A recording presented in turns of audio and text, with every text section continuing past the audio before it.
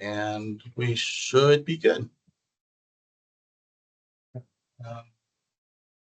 On your phone, 601. 601.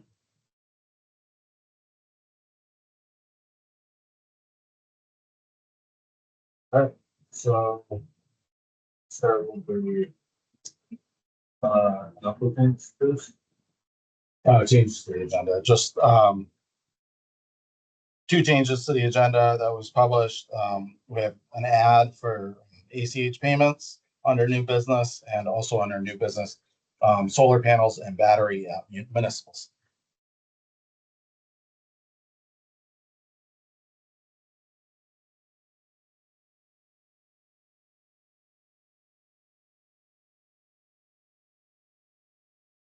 So I have three individuals who reached out to me with interest for the vacancy.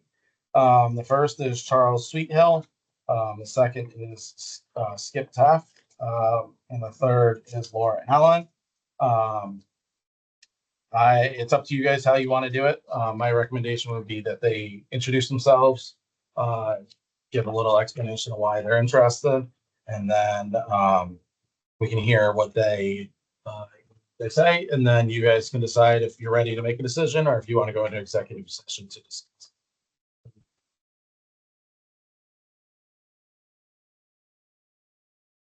I don't want to wait if she's not coming. Did she? I don't know, it just seems like there's. I know. It's just- I would say it seemed like maybe somebody might open it. I think you would have solved the job. You asked. Start.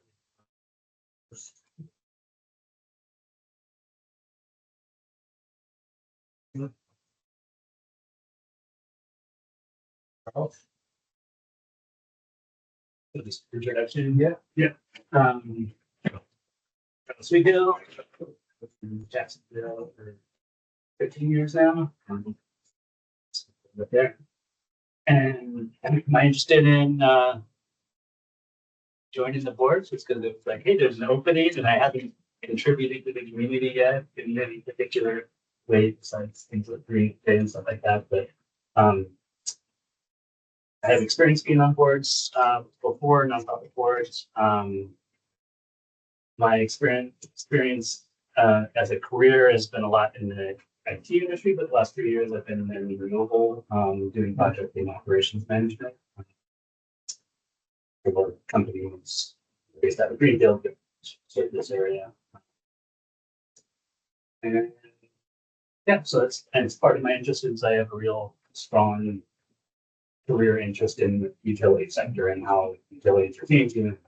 Load growth is changing for the first time in decades, sort of thing. Just all the different technologies and things that are going on fast. Policies, everything that's all in the midst of changing minute by minute these days for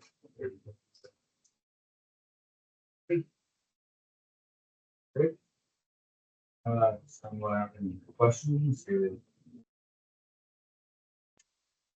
Charles? I just wondered what board you put. So I worked as a facilitator years back with the Franklin Community Cooperative board. The Eastern Conference for Workplace Democracy, which is a nonprofit sort of Eastern regional, did a lot of conference organizing and work with cooperatives. And then there's a couple of nonprofits in Western Mass, one's called Earthlands Land Trust. On that work for a while, where there's certain environmental nonprofit.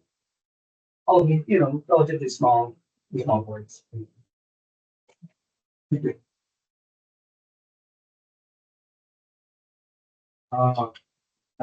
you or have you been heading the market? Yeah, ways back. Okay. Yeah.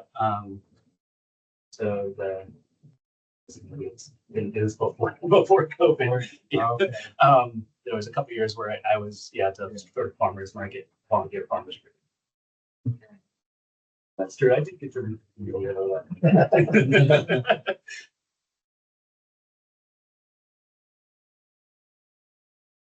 Questions or comments? Thank you, Charles.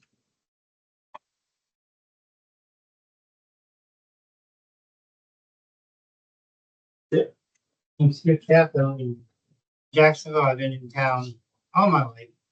I've always been interested on this board, but first time I've actually been an opening where I could actually apply for it. I've been on numerous boards throughout the years. I've been on the trustees of the church. I've been on fire department officer. I've been at the vice president level. I've been trustee of Deeper Valley Rescue. I'm on the select board. I'm on the zoning board. In my interest in town, just try to keep everything the cost for the elderly, because I'm getting up there myself, as low as you possibly can. I know it's impossible at times, but that's my main interest to be on the board. Just to help out. I've been in town, familiarized with the whole electrical system.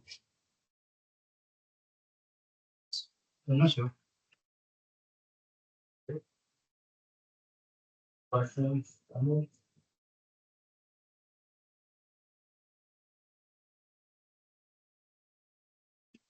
Thank you, Skip.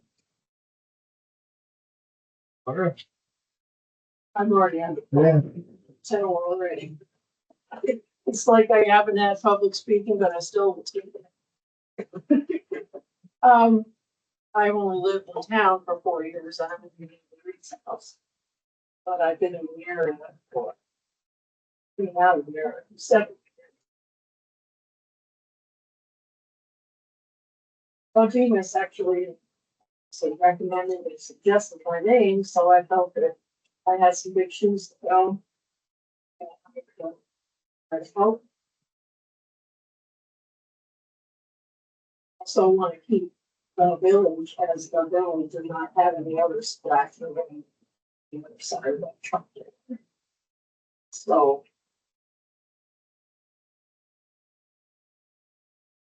Linda Brown was doing a call and said, "What use is for police dogs?" She sold it to me last year, I think, and she was still sitting around, so. But I've not been on the boards. I help out other people in town. And, I picked up on my own meeting. They're digging, because I was not prepared to even put my face right here. That's, you know, right, Kenneth?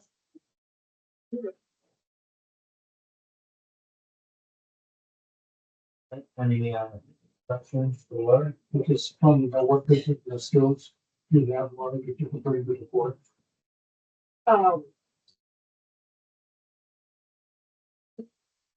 I'm not computer person. I worked for Roy Vanessa course for 7 years. He did it. You can work, so you don't want to do it. I learned those skills, but I think just having another aspect of trying to stay as simple as possible is what I like.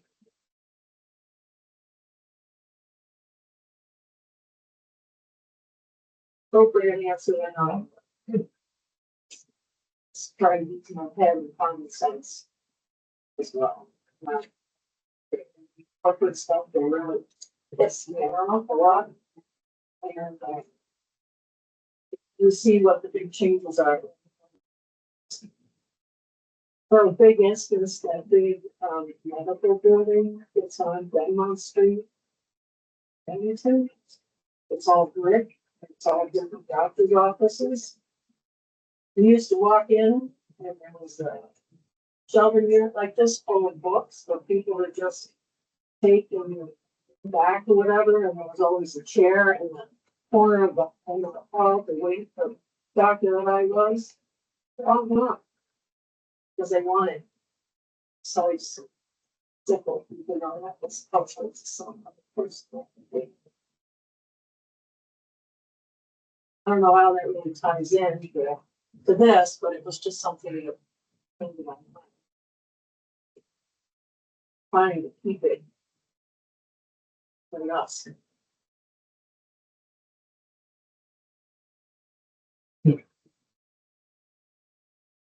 Thank you. There's a couple of things that have procedure like, um, so I did verify, voter status. All three are registered voters in the village of Jacksonville. So they are all three eligible. I also checked, also just want to verify that, this is, you're appointing through till the next general election. Be aware of that. It won't be until, it won't be filling Bud's term, but as 2 more years, I believe, or 3 more years even. You're only filling for 1 year, and then during the next general election, we'll be doing that. Sorry, this is an outage call. I just can't take.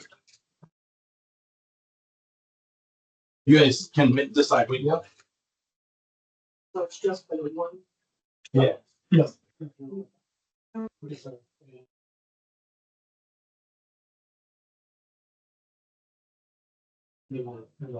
Sorry. I don't know. You want to call that? Yeah. Or you, if you want all of them. Is that, I'm pretty sure what you need to elect the board to have. Yes. Yes.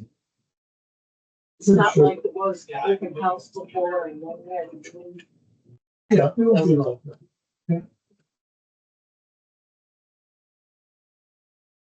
We're looking for something like. Yeah. I don't know how this is gonna sound, but Jen Burnell is on speaker. She's on Western Ave in Brattleboro, but I asked if she wants to stay on just for this, this part of it at least until we get the position appointed. Are you able to hear us, Jen? Okay, perfect. Jen?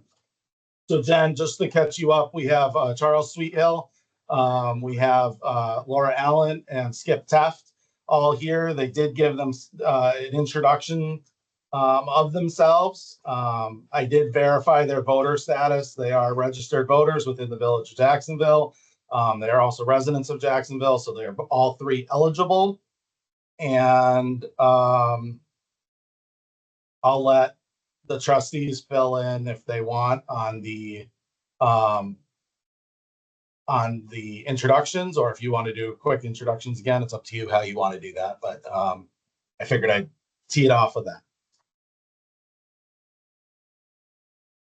So we started off with Charles.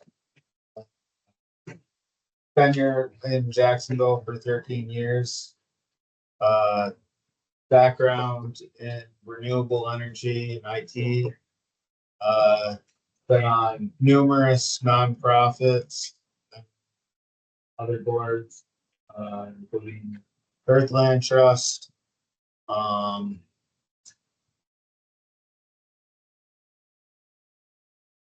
And then next is Skip, who's been in town for 40 years. Has also been on numerous boards.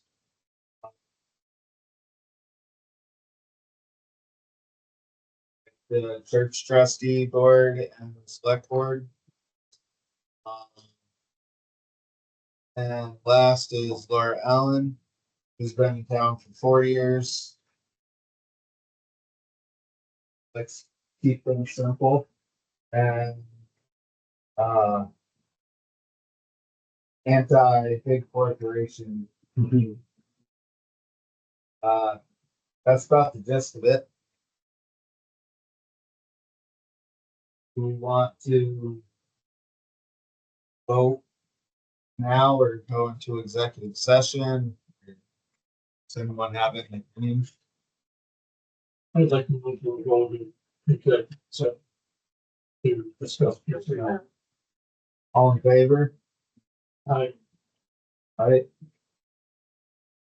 Alright, so we are going into executive session to discuss the applicants. I see no reason for me to be involved unless you guys want me to. Is there any desire for me to be in the executive session or do that? I think we, That's fine.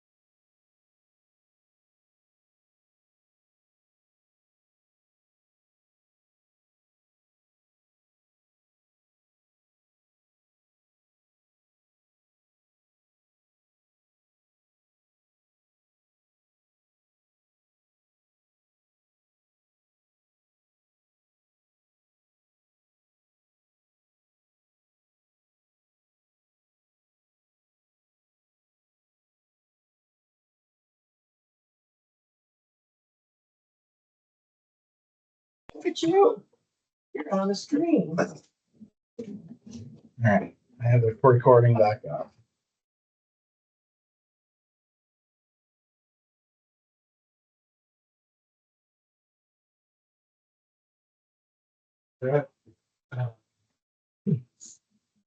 Ron, you wanna- Yeah, I'd like to make a motion that we approve Laura Allen as trustee to our next annual meeting.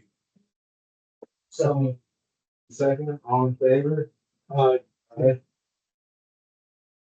congratulations. Oh my, thank you. Laura, you said you could not stay for the rest of the meeting, is that correct? Yeah.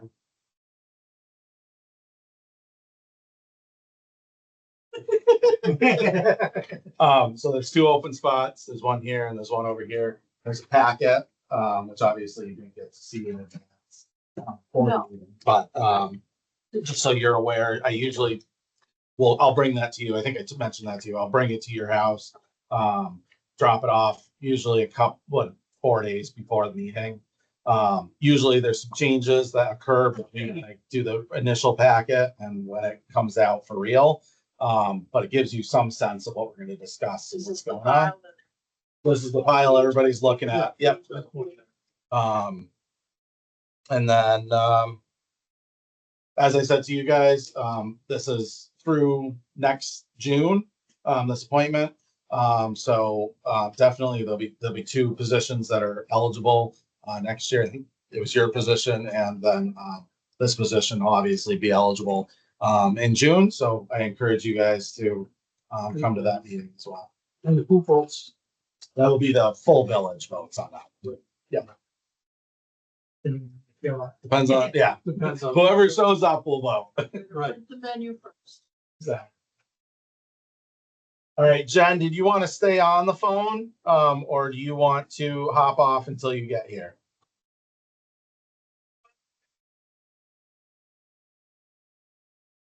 Oh, that's perfect. As long as you're hearing us well and everything, I'm good with that. All right, you guys are welcome to stay or not. It's completely up to you.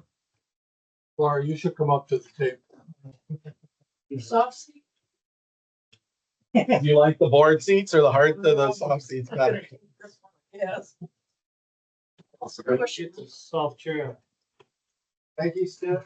Thanks, Skip. Yeah, but you didn't tell me it sunk all the way down the floor. Sorry. All right. That's. I did see one thing, I wasn't sure if this happened twice in the minutes or if it's just recording. Was, the rate case. John made a motion to approve filing a rate case at no more than 13%. And down towards the bottom. John motion to approve filing a new rate case for no more than 13%. So it's in there twice. Yeah. One in the manager's report. And then one is probably at the bottom. I would say we can probably get rid of It's good. John's motion in the manager's report.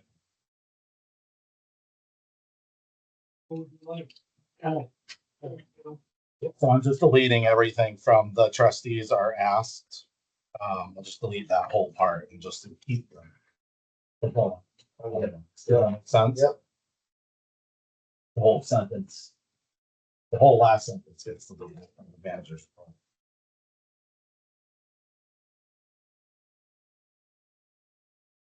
Two sentences, or two sentences. Yeah, it's two.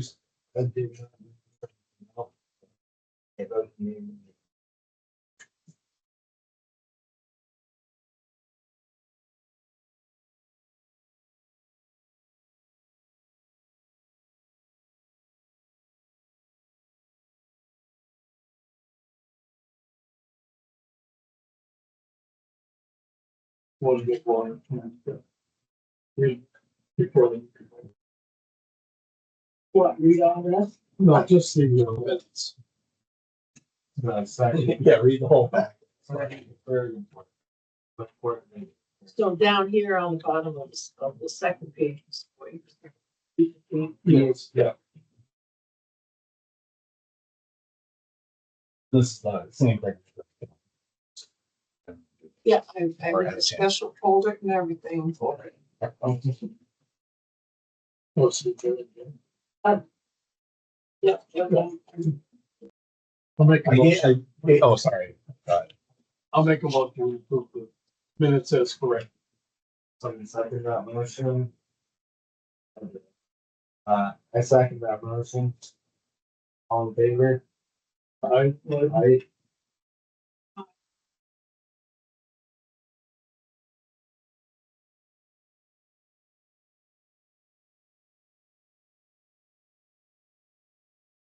You do remember reading this.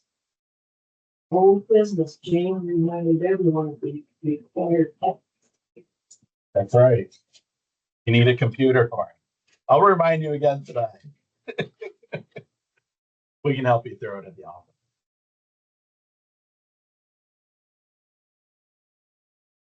report.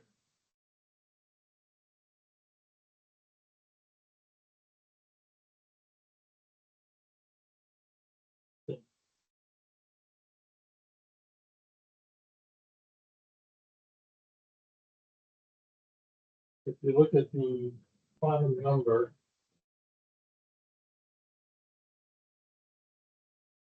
$109,980.58. 58.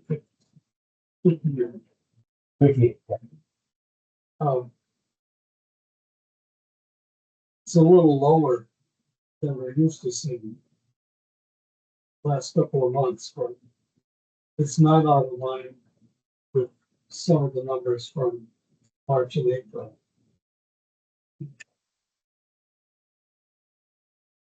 Probably one of us. Oh, I saw that underneath here on page 2, it said finance report. Oh, sorry, you started Just going gonna through that. ask if that figure's not on there. Sorry, oh, that one.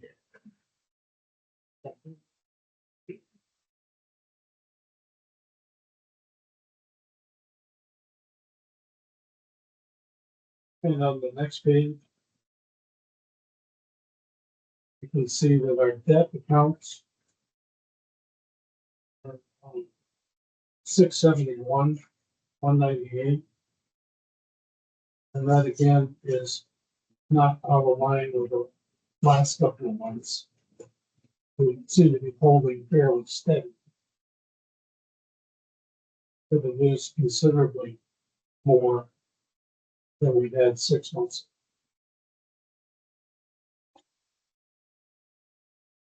So I understand that in the period of time we're taking in more receipts.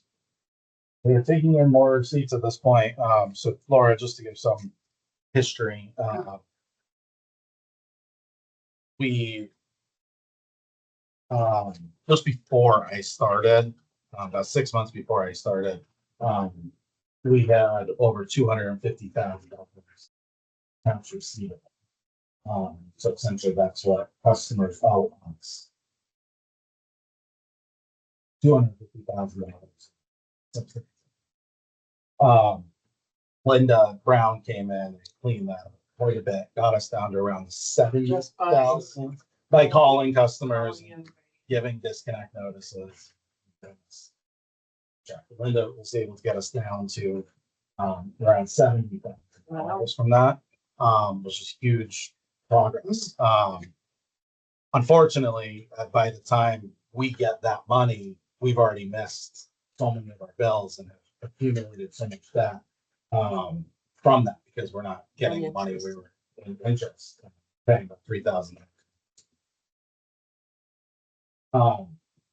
And so what has happened is between us not having our rates where they needed to be and that accounts receivable being so high, we got pretty far behind, and that's what's accumulating here. So what we were the way we essentially stayed afloat during this whole process. We told BEPSA, until we have our rate case, BEPSA is,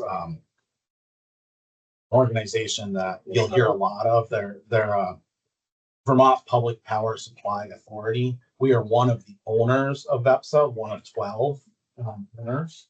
I'm a director at BEPSA. I go to a board meeting once a month. They are an organization that purchases our power on our behalf, but they also are a regulatory arm. They have lobbyists in the legislature in the state of Vermont represent us as municipals. They also are a financial leg for us. So if we have any problems, they can help us financially.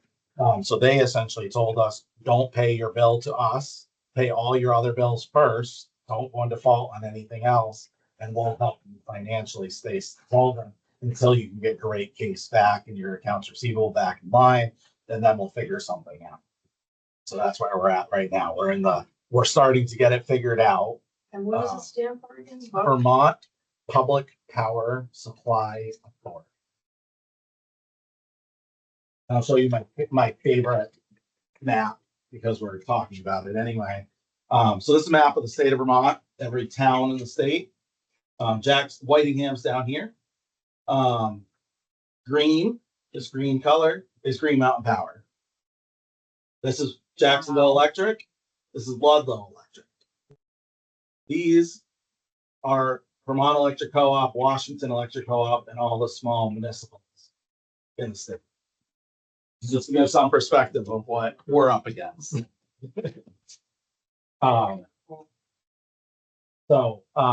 That's what BEPSA is trying to protect, is those municipals and co-ops, to be able to make it so that we can function and still be competitive, and oftentimes being cheaper than Green Mountain.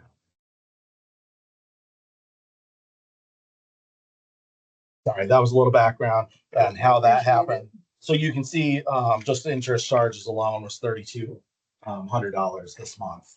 And interest charges, we paid a $50,000 check to BEPSA, but we were billed $51,683. So just shy, which we'll talk about it a little bit and how I think we can make this. Every time we find a little bit of money, we try to pay off some of Bets's bills. Yeah. So that the interest charge doesn't get out of hand.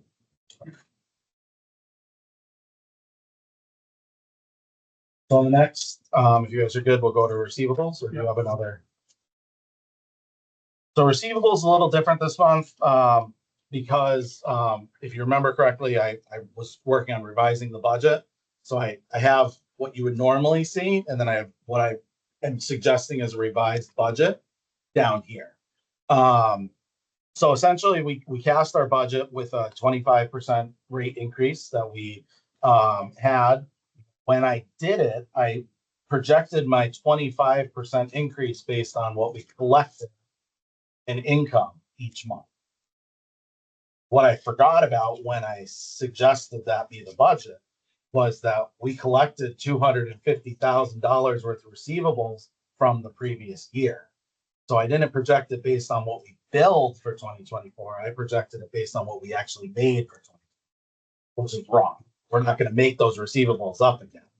And so I was over budget and wondering for half a year why I'm over budget by so much. Come to find out that's what was happening. So I revised my budget doing the exact same calculation of the 25%, and created a statement of receivables that is much more realistic. You can see that, like for this month, our calculated bills, we had a budget of $101,116. Our actual bill amount was $101,090. So very, very close on our actual budget. So revised budget is much closer. We'll talk more about the actual expenses associated with that budget a little later on as a future, later on in the meeting. But just to kind of catch everybody up on last month, Laura, just so you know, when we update this, we're updating it, today. So today is the 12th. Our due date is the 15th. So there's still 3 more days of collections. That's not included in these numbers. So they're not completed when you look at the cash received. So when we built $101,000 and 83,000 has been collected. Well, we still have 3 more days and we're missing the sort of payment. Big payment isn't stuff on. So just be aware of that. So what I like to do is I like to report, obviously you can see the numbers, but I like to show you the previous months reporting. So in June, we billed 92,000, we collected 109,000. So we collected more than we billed. That's continuing to tick down our receivables. I think our receivables, we'll see about 30,000 is what it's down to right now. Amanda's ticked it from that 70,000 down to 30,000. So that's what that is. Just give some perspective of this is what we're billing, this is what we're collecting. The next page is our monthly expense tickler. This gives some sense of our monthly expenses that we're actually incurring at any given time. This gives perspective over time is what we're trying to get. Our expenses going up or down, and what are we spending it on? So this is a list of every vendor that we pay and how much the cost is. So for the month of July, we were looking at $115,991. Biggest contributors to that, obviously, our power purchase power. So under where it says BEPSA CDA, that's our purchased power. That's what we actually paid for our power was 41,500, and then payroll being 23,400. We finished up a pretty large line extension project. That $42,000 line extension was finished up, so that's a big contributor to this. That's everything else is fairly smaller numbers. But the line extension was a big contributor to why that number was so high for payroll this month. This past month. And that should be, Like just Eldorado, went up a couple $100. yes, we had to do the mailing for the EV. Oh, that was a separate man. So it's the same mailing, but they charge us for an extra printing. Okay. So we have attachment. You'll see a couple of them in the next few months because we have the rate case stuff going on. So yeah, we have to pay. It's a couple $100 to add. They charge us for more paper. Okay. They charge us. Well, they print it for us too. Oh, They're printing it, folding it, putting it in the envelope. So they're charging us for that print. If we wanted color, they would charge more. Yeah. Depends on how Okay. much. We actually have to tell them how many we need. It's not based on the number of bills. We tell them you need 680 of them. And so if it winds up being 670, you're paying for those extra 10 too. Well, so it's kind of a weird. Yeah. But okay.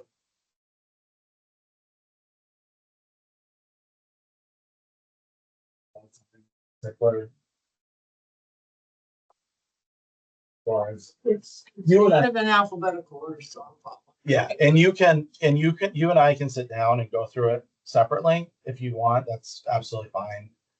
These are all reports that I've added to try to help the board understand where we're at and why we're in the position we're at. And I'm hoping some of these, like this one in particular, I'm thinking could almost go away now and just have it as a line item in the manager's report. But we can discuss that in a second. Some of these I think are overkill based on where we were at, and I don't think we need them every month.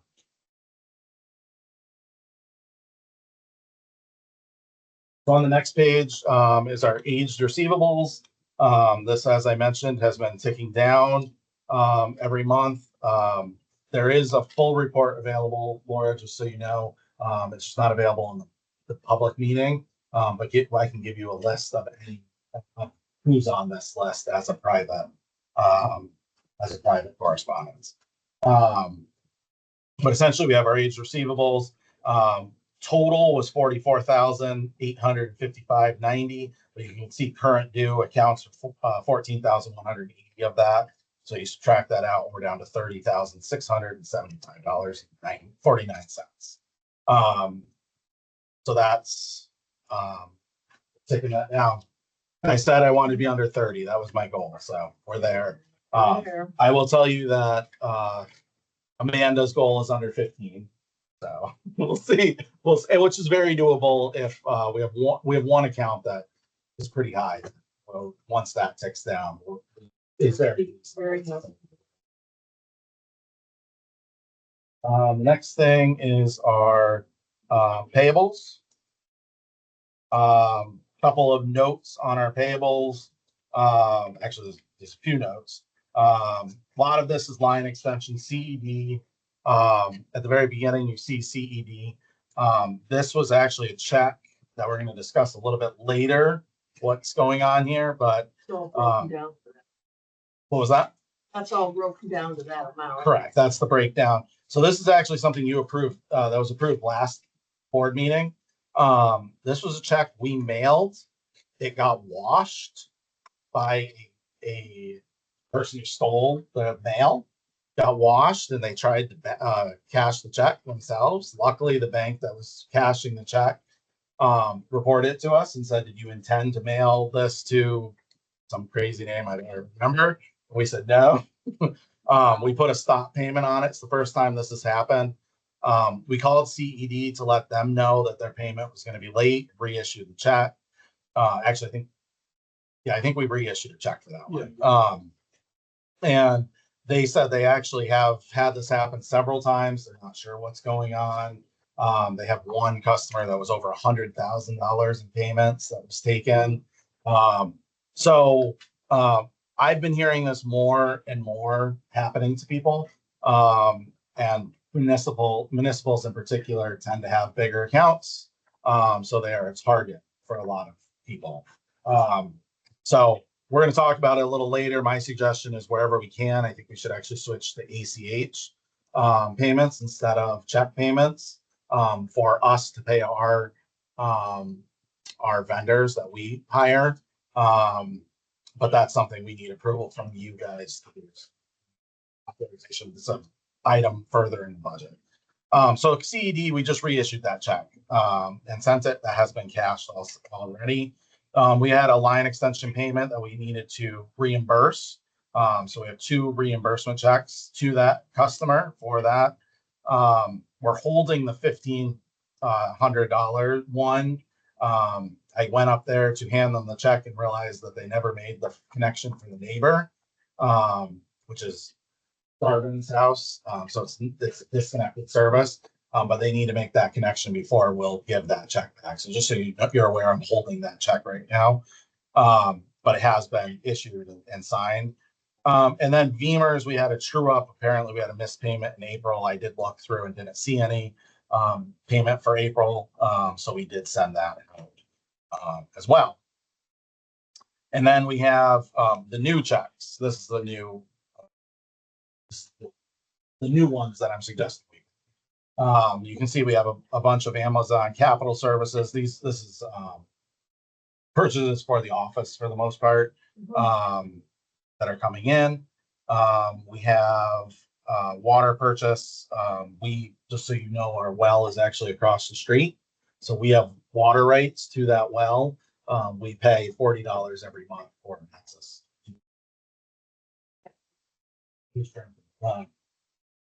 Essentially, we used to drink it. We actually have a water cooler that I pull from my house now.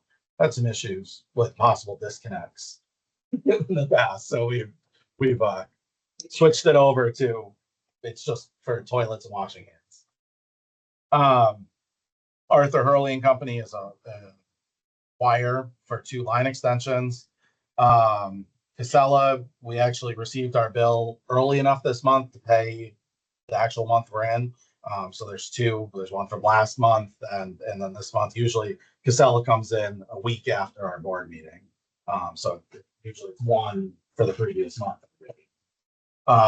So we happen to get them both this month. You can see we have CED. These are also line supplies coming in for this month instead of last month. Deerfield Valley Communications is DV Fiber for our internet.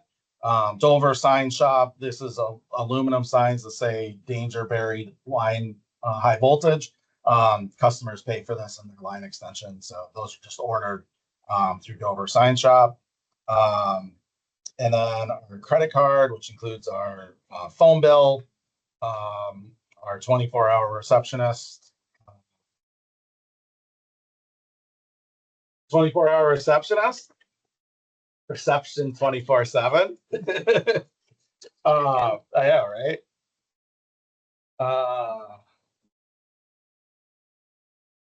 Sorry, I don't remember all of them. I almost.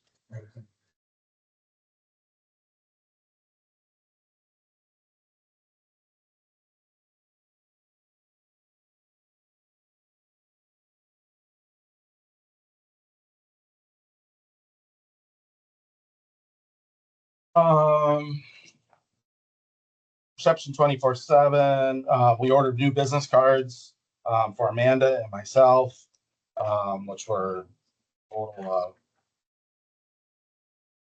$57 for both of us. We ordered customer owned labels. We've had some dispute with customers. They're with digging DV fiber for conduit, burying conduit. They'll dig the conduit and then they'll accidentally hit the electric conduit. And anything from the last pole to the customer's meter, if it's conduit, it's the customer owns it. And there's been some dispute with customers saying, no, we own it, Jacksonville Electric, and we're saying, no, we don't. So we ordered some stickers that say, no, customer owns from here back. So clear. So it clarifies it. So that's that. That might be it. Our phone bill. There was an issue this month with a customer who was pretty difficult on the phone.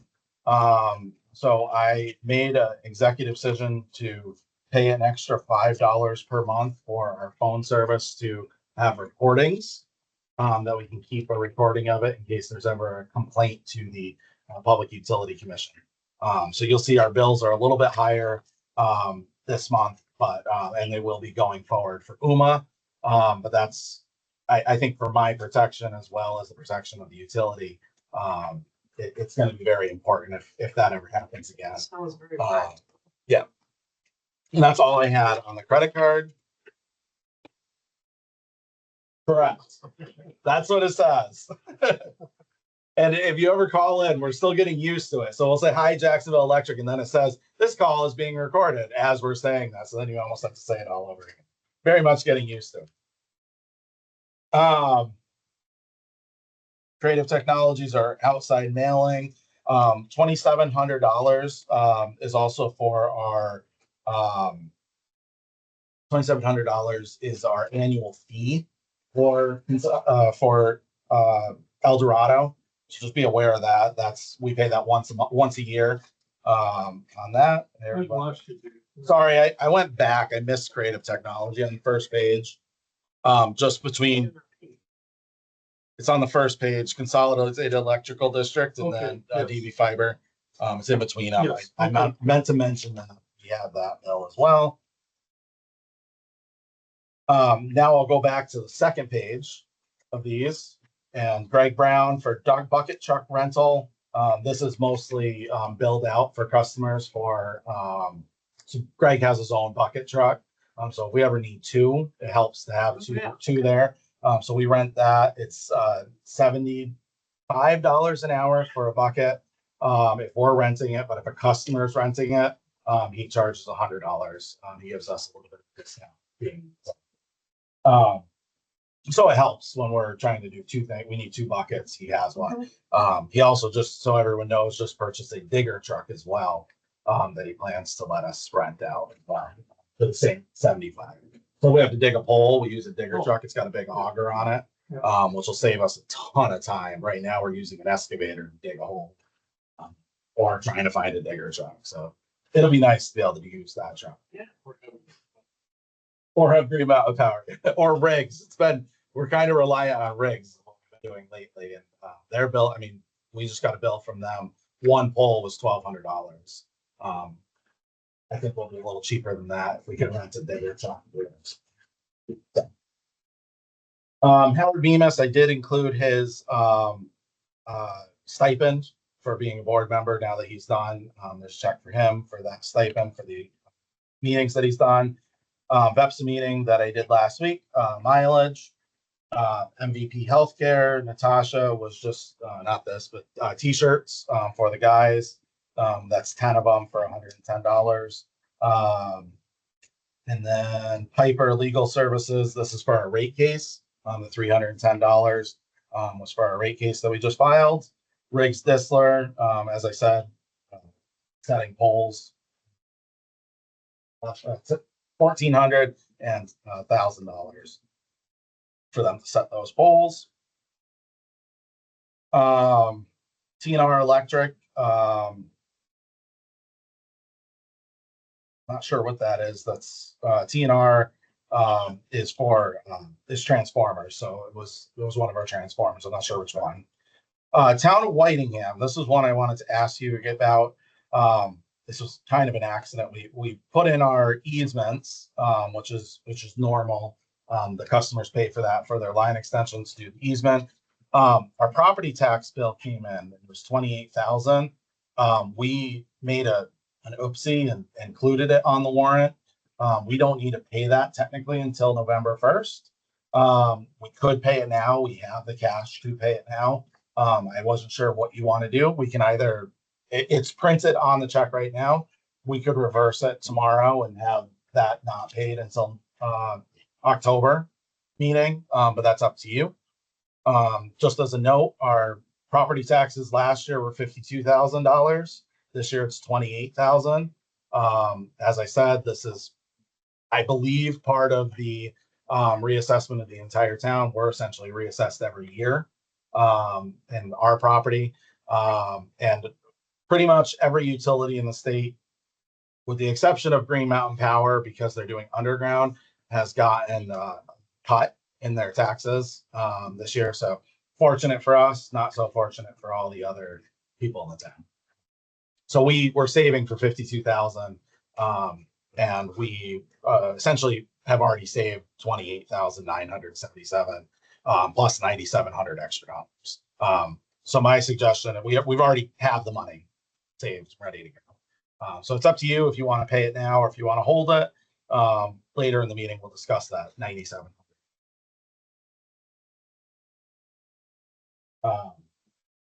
You just need to decide that before we sign and approve this. Yeah.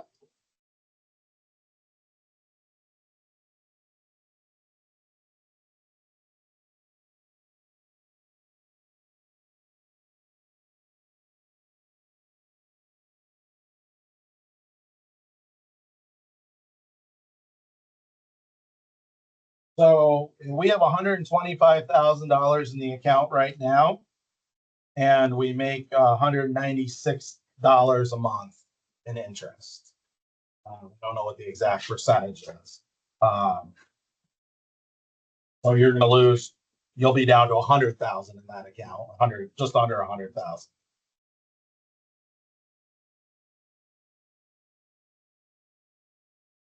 You might lose $50, I'm guessing, per month. Yes. Yes, Jen.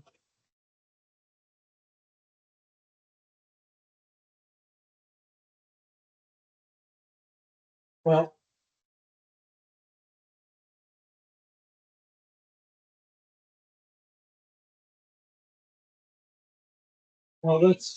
that would be for about, let's see, August, September, October. You will not be paid all of October, just be August and September, Yeah, because we'd have to pay it after So- our meeting. we're talking about $400. Well, My thought would be to take that money right now and pay off some of EPSA's bill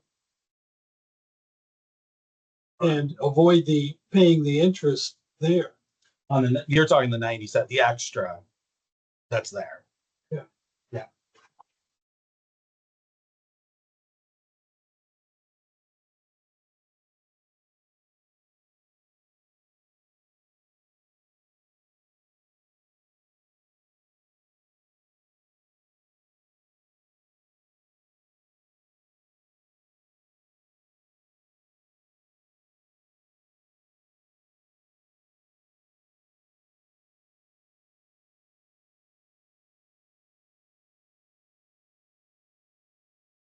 There won't need to be any front money to do that. We will talk about it later. We will not need the front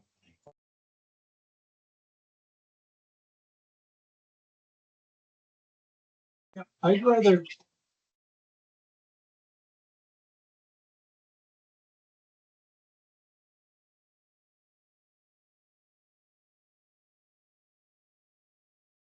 What are the income projections for the next 2 months? Probably around 100,000 each. That would be about where we're looking. Getting out of air conditioning. Yeah, 100. The budget is for 114 in the month of August, 104 for September. So August tends to be an air conditioning, because that's what we're just ending right now. So 114 and then 104. So 100, let's say 108 average between the two. I think the town can wait. So what we originally planned to do was hold that check. I had no intention of printing it. It just happened to print. We can easily reverse it. That's easy enough to do. I do think that the 9,700 should go towards VEPSA. At least to make up the rest of whatever we didn't pay last month. Yeah. I don't know. It was like 5,000 or something. Yeah. A couple thousand. Couple. Wasn't that much. And that way we can be fully paid up for that. And then I think we should hold the check to the same, in my opinion.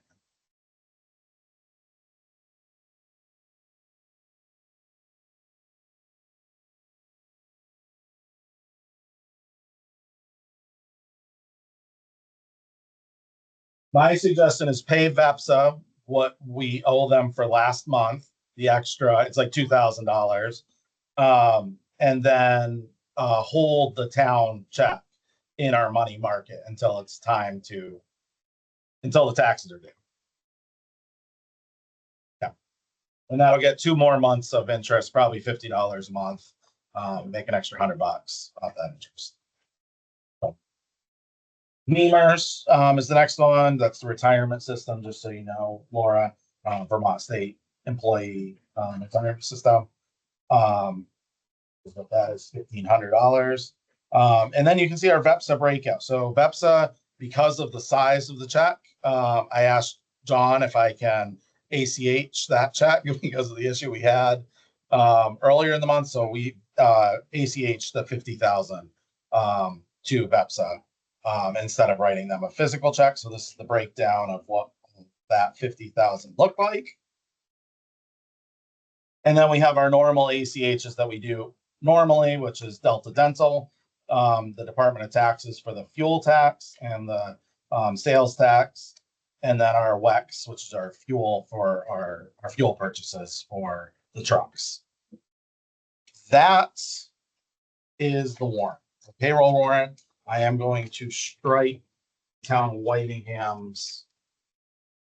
Can I use one pen? Sorry. I'm just going to strike that property tax one.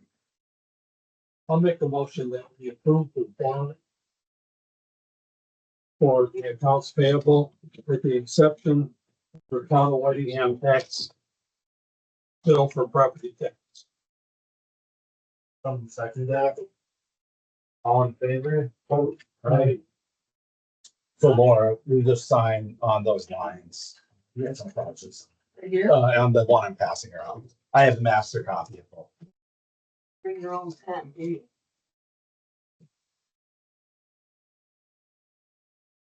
know, when you're ready.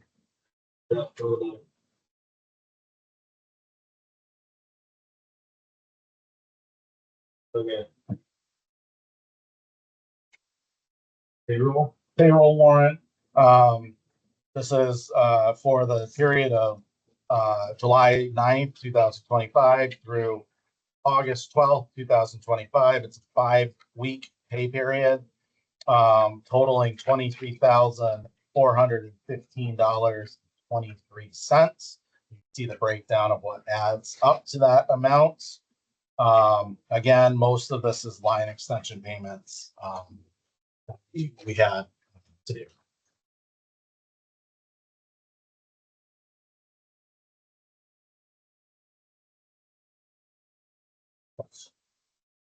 has to be signed as well.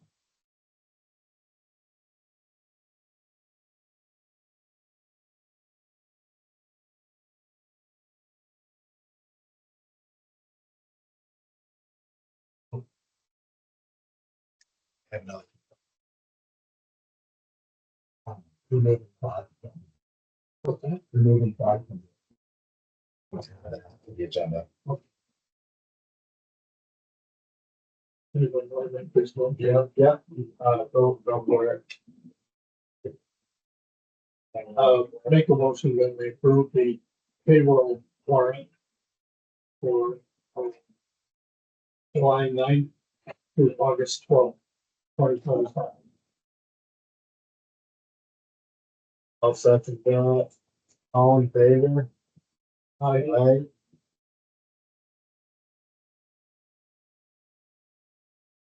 Aye. Who support? All right, so the manager's report. We have filed a rate case. The total for the rate case was 12.479%, which is what we expected. This will have an effective date of September 1st, 2025. The first bills will be sent out at this rate on October 16th, 2025. We have a notice to customers that will be sent out. It's this page. This is what it looks like. But the only names you could read on it, and see if they're filming motion. All these other guys just scribble. So this has already been approved to be mailed out with our bills this month. Penmanship is cool. So this is approved to be sent out in our bills for August. So customers will be aware of it. We will be doing our readings in September, which will be the start reading, and then obviously October will be our first time. It's going to go through the same process we did last time, where we'll have to do a surcharge. That surcharge will sit in an account, wait for, well, we'll use it, but if we need to credit customers back, we can through that surcharge. Depending on if they approve the full 12%. 12.47%. For AMI, AMI is automated meter integration, I believe is what it stands for. It's smart meters. Our AMI project has begun. We have Aclara coming in-house. Aclara is the company we're buying the meters from. They will be in-house in Jacksonville on the 14th of August, which is this Thursday, to discuss the DCUs, data centrator units. They're essentially the receivers that are out throughout town. They'll go through each location where they are. We have 12 of them, I believe, in town. They will be using DV fiber for connection, so I need to contact DV fiber and what that looks like. The plan is to have the DCUs installed and meters ordered by the end of 2025. So it's moving now. We are definitely in the thick of it to get it done. We're actually at a meeting today to go through our current meters that we have and make sure we're ordering what we need to get them the list of what we need. So that is happening as we speak. 2025 tree trimming, they are working on Town Hill Road. If you've seen it, right by Donnie Boyd's, it's done. That's been an area we've had a lot of outages of the last several. Yeah. Back to the plan. Sorry. Is there a continuing charge for DV fiber?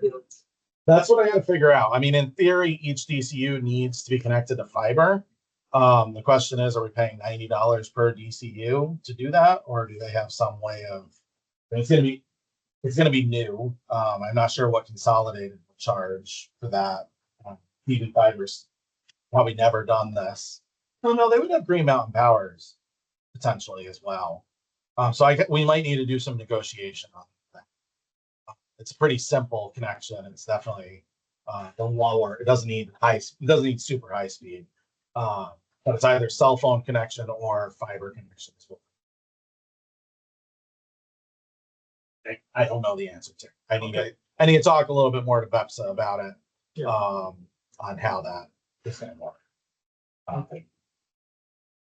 So I know there's no dumb questions. There are no dumb questions, especially in the electrical utility world. I know we talked about this once Yep. before, about the smart meter. Yeah.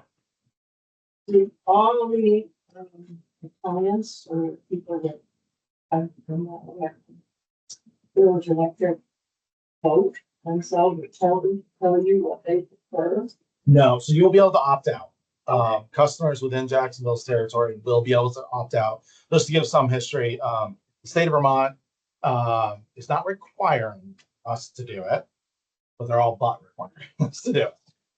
They've given us a grant. I think all of VEPSA got a $1.7 million grant. The entire project cost would be 380 something thousand dollars for Jacksonville. We're gonna have to pay 150. Just to give some perspective of what we're saving on that. It'll also be a loan that's financed through VEPSA over 10 years, I believe is what it is, that they're going to help us pay for it. So it's gonna be a pretty small amount in the grand scheme of things that we pay every month, for it. There's only one utility in the state of Vermont that is continuing to opt out of doing it. It's the Village of Hyde Park, up in northern Vermont, and they're pretty known for their state doesn't like them very much. So let's put it that way. What's likely going to happen is the state of Vermont really wants us to go to time of use rates, which means whenever you're using power, there's different rates for different times. The state's really pushing for us to do that, and the only way you can do that is if you have smart meters. So what's likely going to happen is we're going to eventually get to a point where we have to file a rate case that includes time of use rates. If that occurs, any customer who doesn't have a smart meter will be charged the highest rate because we won't know what time you're using. So it is in the customer's best interest to sign up for it, but they can sign up when the state decides we're going to do that. It's not doesn't have to happen right now. But there will be an opt-out option that's going to come probably in springtime. I will send that out to customers and say, do you want opt-out?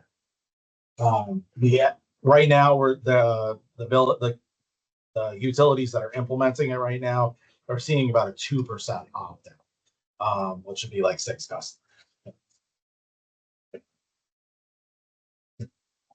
So really, if it stays in line with everybody else, it's really not worth adjusting our meter order. It's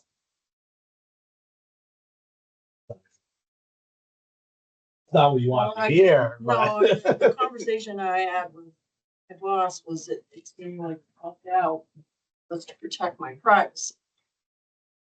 potentially. Then I would miss seeing Richard. Correct. Richard he will still be driving the route. He will still have meter readings to do, whoever it is. He probably will do more work than he's doing now, in my opinion. He will probably be working more hours. That being said, Technically privacy versus there's a potential the cost. privacy. Yeah. Charged for. Yeah. So, I mean, the privacy would be your usage at any given time. That would be the privacy concern. There's a fairly large conversation happening about data privacy that VEPSA and attorneys are helping us with to protect privacy. Velco wants to know all customers. So Velco is the transmission company that is in the state of Vermont. They're looking to collect data, particularly around solar customers and when solar customers are producing. And we as utilities are saying that's our data, not your data. That's data we have that's of each customer, and we are protecting our customers to make sure that we don't provide that to other people. So just be aware, we are aware of the data concerns, and we are trying to fight that from going anywhere other than Jacksonville Electric. We think we have a pretty good case for it, and Velco's already backing off. That being said, that data still would come to us. We would still have that data every 15 minutes. We would get a reading on how much power is being used. Thank you at for your explaining. location. Yeah. We would also be able to see voltage, which is really good because we can actually tell if there's an issue going on. What's up with you? Essentially, so the initial launch, I'm guessing you're talking about a portal, customer portal. The initial launch does not include a customer portal. It is on the roadmap to add it. But then we need to figure out what company to do that with. But yeah, the hope is that we would have a customer portal where you could go in and see what your usage is. at any time. Well, on my computer. So, yeah, smart meters, there's definitely concerns. The concerns are much smaller than they used to be. It's deployed across, Just Green- didn't want to miss the opportunity. absolutely.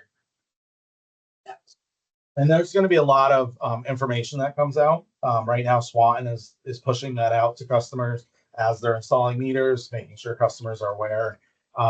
There will be information that's provided to us to share with our customers about the ins and outs of data privacy and what we do there, why we do it. That'll all be reflected to us that we show. 2025 tree trimming, Alpha Arbors is working on Town Hill Road, as I mentioned. They're waiting on a piece of equipment to start work on Route 100. Once they get that equipment, they're just going to go and do Route 100 all at once. Just be aware of that.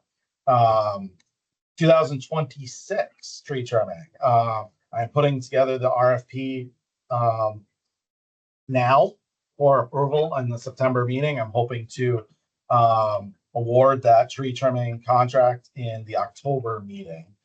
So just be aware that's coming. That's our biggest expense, just so you're aware. Well, besides purchasing power, it's our second biggest expense. We budget about 120. Alpha Arbors won it last year. They're from Stanford. So last year we had Wimelman's submit a bid, Alpha Arbors, and Haverluck. Alpha Arbors was 80,000. The other ones were in 130,000 range. And really, Alpha Arbors kind of said it's a leg in. They've never worked against before. They're doing a great job, but I'm not convinced it's going to be that low next year. So we'll see when that comes in. But we do budget about 120,000 a year for it.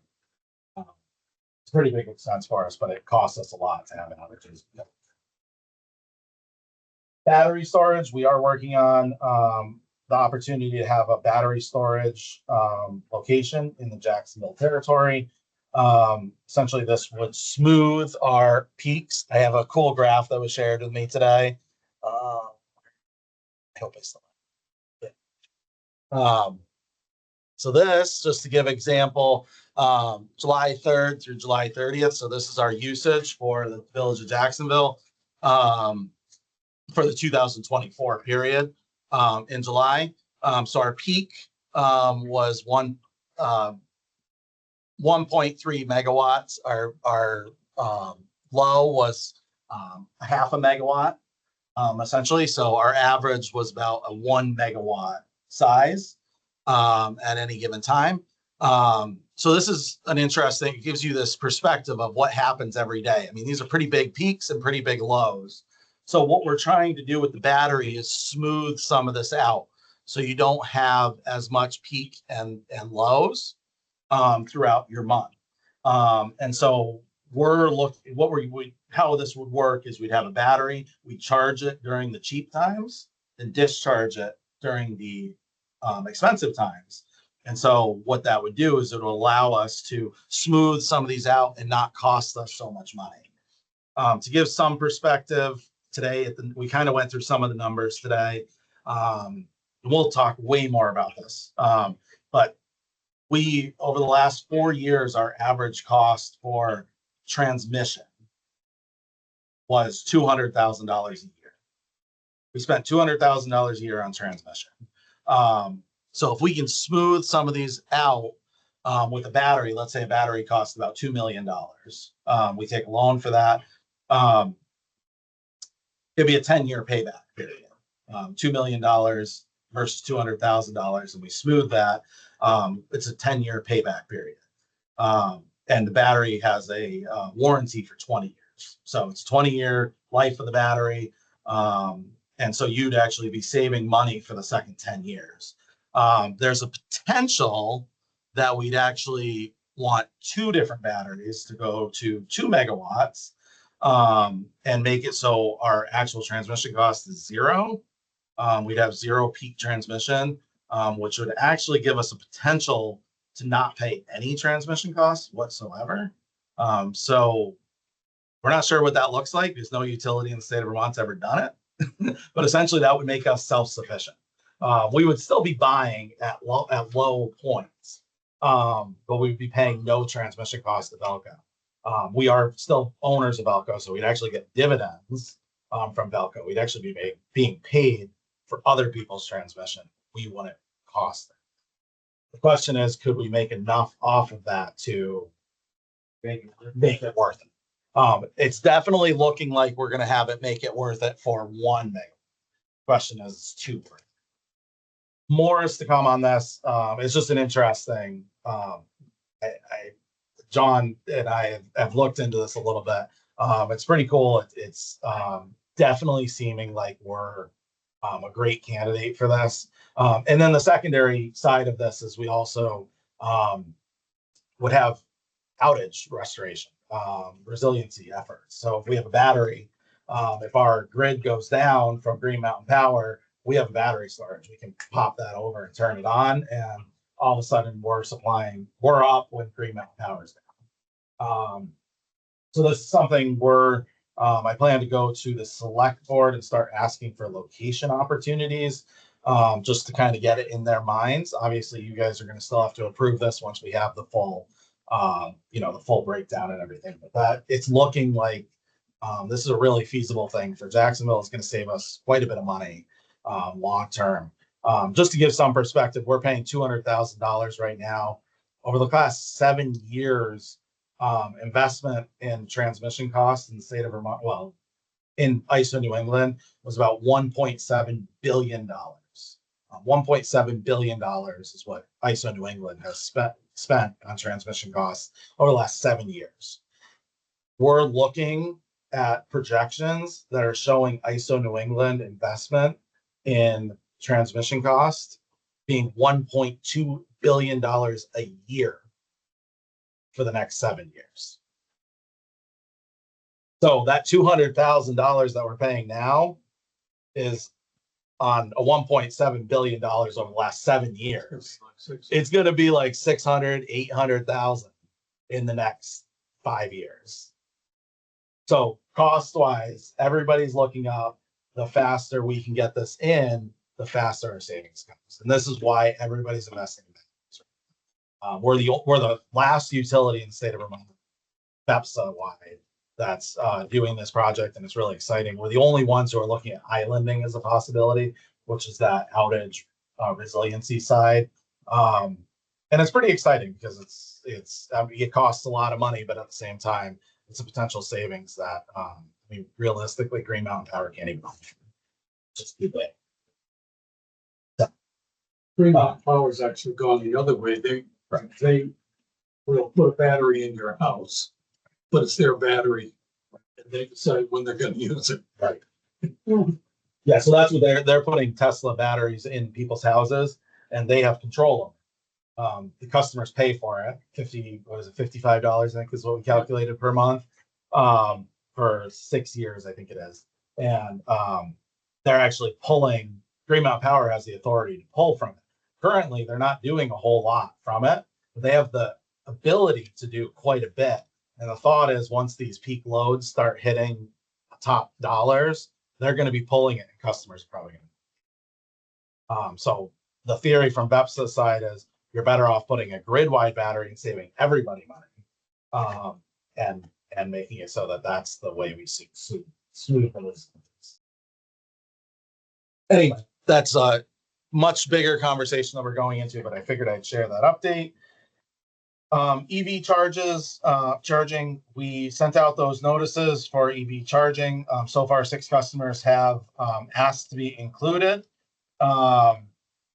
we can have up to 5. So my plan was to go ask PEPSA how we're going to handle who gets to do it. There's some disagreement as to the way the law is worded, whether we actually have to offer it to 5 customers at Jacksonville or 5 customers across PEPSA. The thought is we're going to start with 5 customers across PEPSA. I'm not sure how I feel about that, but that's where right now, that's how they're saying they're starting. I said that's not what the customer notice said. Ken Nolan acknowledged that he agrees. He did not approve that notice to be sent out and is surprised it was. So there's a little bit of a discommunication going on right now, BEPSA on this, but we're going to get it sorted out. And I believe it's going to be 1 customer from Jacksonville to start with, and then we'll go from there. I think we have 1 customer who's been part of this process for 2 years now, and I think he deserves to be part of the initial savings because the other thing is we've Delta Climb is a company that focuses on deploying open source EV chargers with a software overlay to monitor uptime and charging unavailability and major customer charge unavailability is a major customer concern. And so there's a software company that's trying to make it so people can monitor that when they're unavailable, when they're not available, when they are available, where the best locations are. And so part of that, in order for them to do that research and get their funding, is they need to install chargers in the state of Vermont to essentially areas that could use their software. Jacksonville is identified as one of those locations that doesn't have many chargers. And so we were actually a prime candidate for this. So they've actually submitted it for us to get a grant for, I believe it's two level 2 chargers at our building. So this shouldn't cost us anything, except for maybe some upgrades to get 3-phase over to here from that pole. We do it ourselves. Shouldn't cost all that much. But there may be a little bit that we have to do from that perspective, but that'll give us 2 level 2 chargers that we can bill customers for. We get paid for it, for that charging. And all we have to do is say we want to be part of the grant. I did submit for that. Know exactly when we'll find out, but that is through PEPSA is coordinating it. So very little time being spent on that. Interesting. Essentially, in order for them to get state funding, they need to spend state money to do it. Not too much to do while your car's charging. No, that's the problem. Level 2 should be a 2-hour charge, I think is what it is, right? Yeah. So it's a little bit of time. And that's the challenge. Level 3 is better. It's a 30-minute charge, but 50 grand. Just to give some perspective, this is like a $50,000 grant that they applied for. Solid breakout. It's pretty impressive to get it. That costs us. There should put a coffee. There you go, right? The parking lot. Outages this month. We still are hearing from customers that they have no idea that there's outages, that we have an outage line. They're not calling Green Mountain Power. They just don't know who to call. So I'm suggesting that we order and send out some magnets people can keep on their fridge. It looks something like that. This is just a draft. But essentially it says, wait for an outage, call us. This is the number. And it's on the bill. But this will give them something they can hold on to right on there.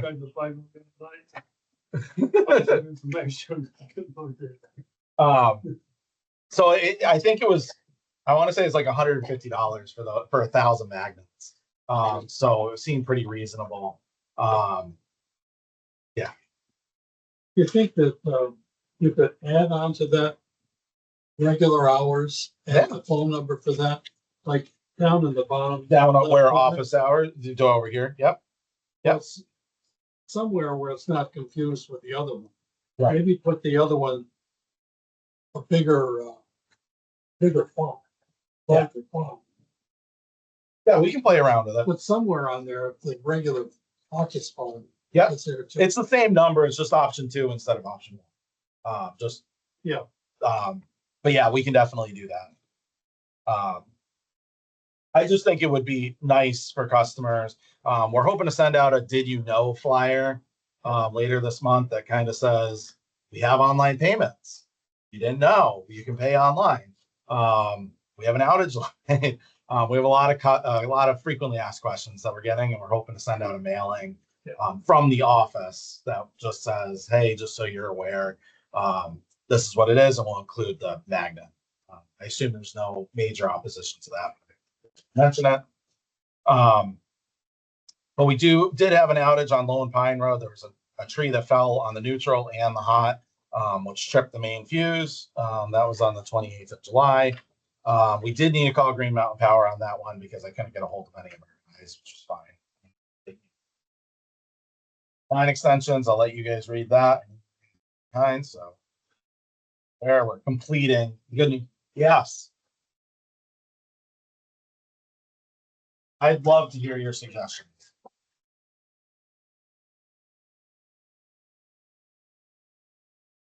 Yes.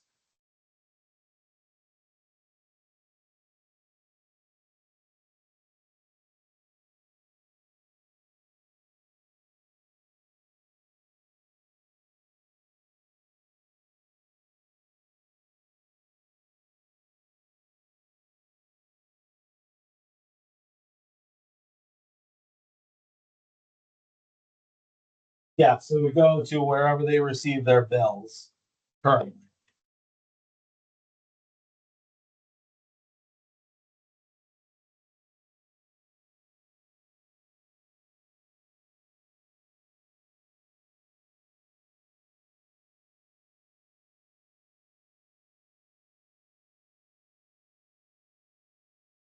Yeah, I mean, we could potentially, so the other concern I had with that, Jen, was Airbnbs, right? A customer owns a house in Whitingham that they rent out to to their Airbnb guests. The Airbnb guests who it needs to know to call us, not Green Mountain Power. And so ideally it would be at the house, the service location. We could potentially do a drop at your door, something we stick on their door or something. The problem we've had with that is there's a lot of customers who only come up during the months of December, January, and February. And so then they're going to be sitting on their door with not being able to get it at all.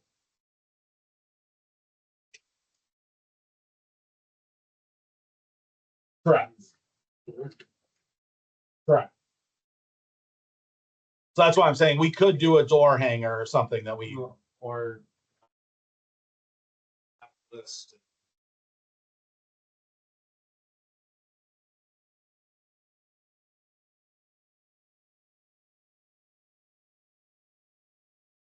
Okay. You do it. Right?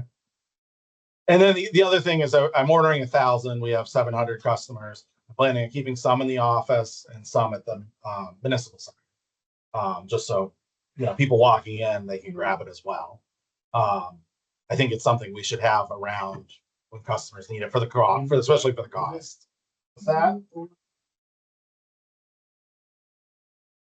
Yeah. Oh, okay.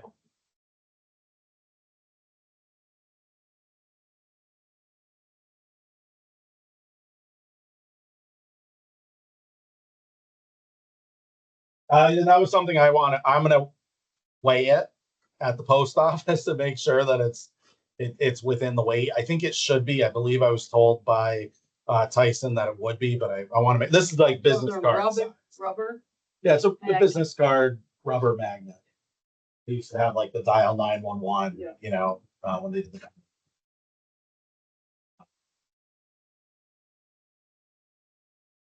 I'm definitely open to suggestions. Otherwise, I think it would be helpful though. Something that customers have right there in the center.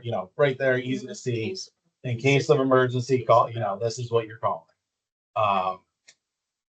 Anyway, we can discuss more. Jen, I'm more than happy to discuss ideas on that too, on the phone or something. I'll call you and discuss that a little bit more. Cool.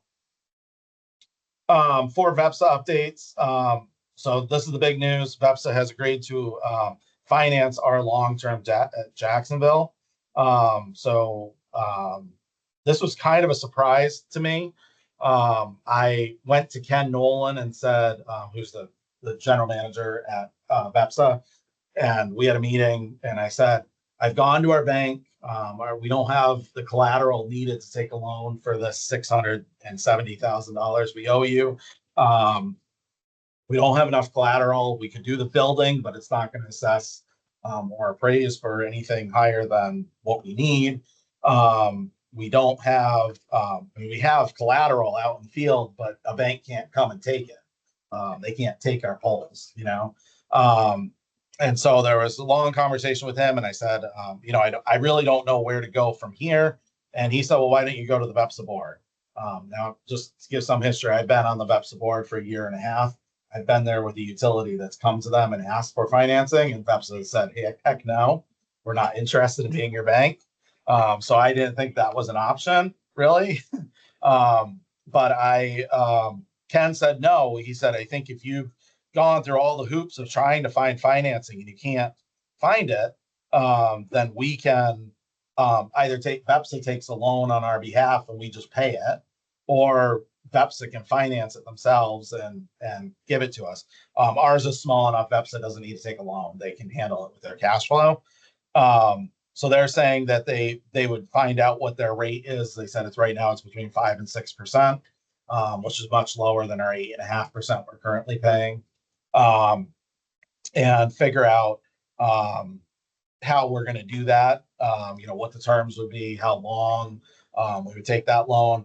But it would give us the ability to finance that over time with a fixed rate, fixed payment that can then be included in our rate case next year that we're going to go in.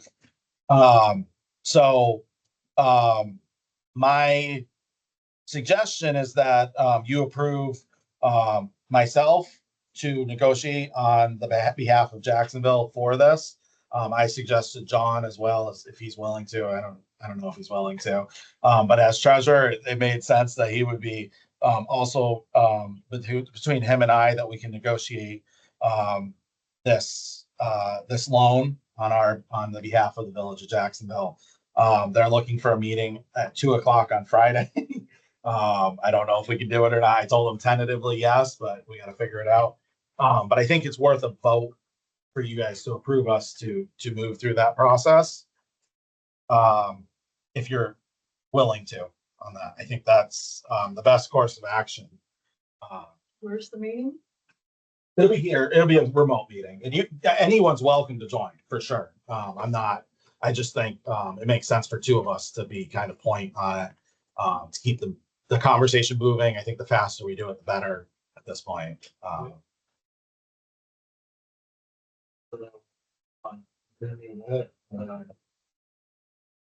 Jen, are you understanding that? I know. Are you concerned about it? You feel good about it?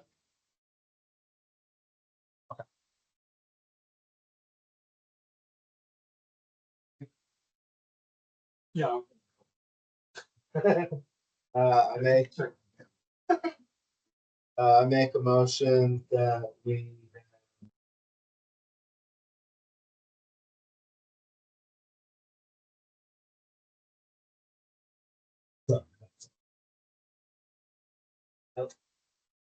Just it's fair.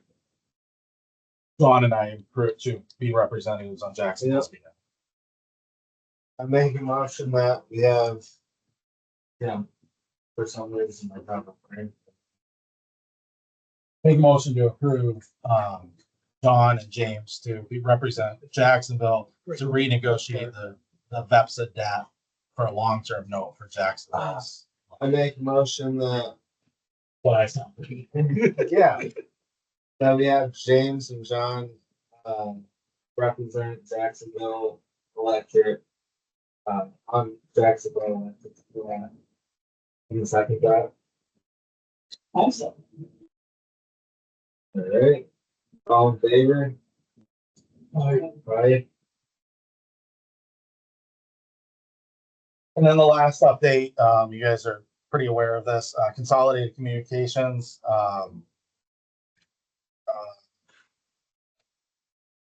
hasn't paid bills to everybody at VEPSA.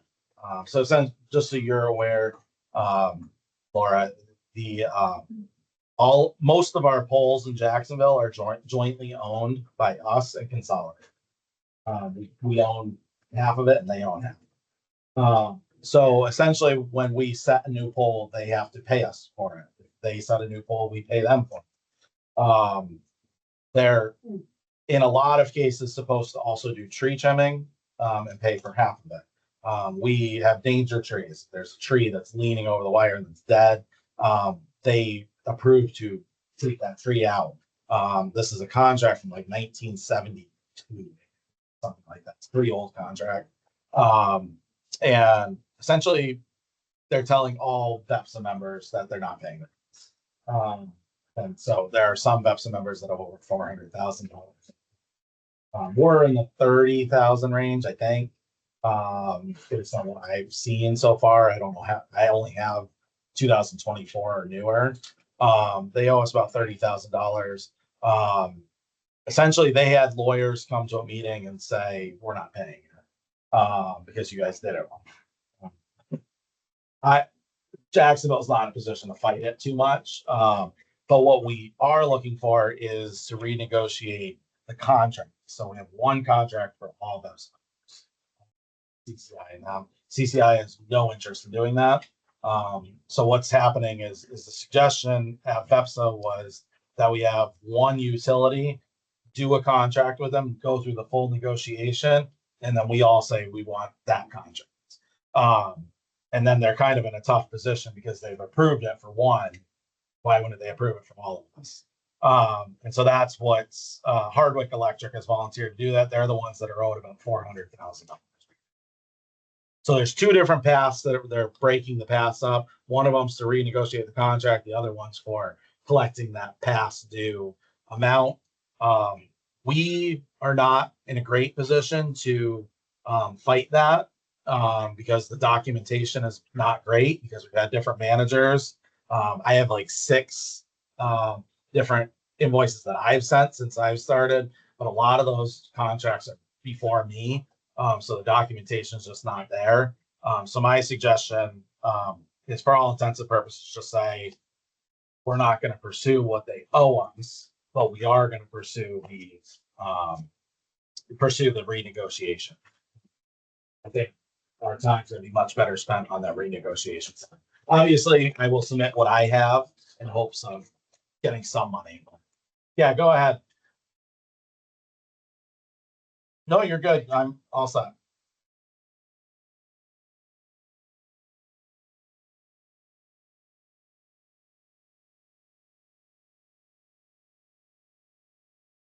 So the conversation with the attorneys at Consolidated was they're not interested in selling because that was brought up. They've essentially said we're not interested in selling. We're not interested in renegotiating a contract. But what?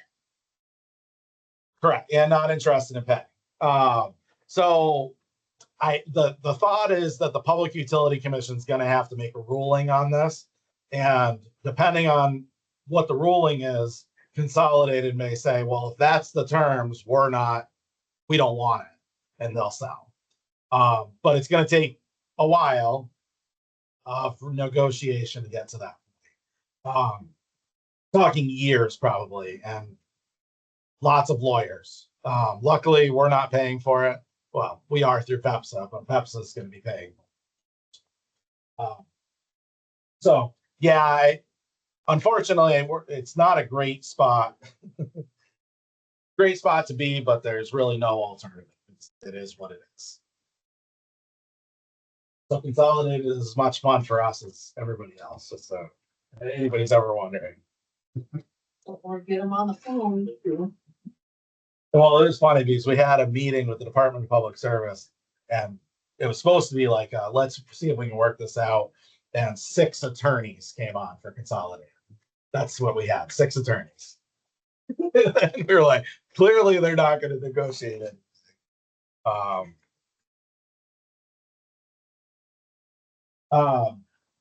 Reminder, old business, if you're good with me going to old business. Reminder, ethics training, I'm willing to do it in here. I believe I have yours, and I think I got Jen's, if I'm not mistaken. But I'm waiting on everybody else. It is a mandatory training, just so you know, Lauren. It is a computer training. It takes 15 to 20 minutes. You can do it on one of our office computers. Do it. It's pretty easy. And it just talks about ethics of being on.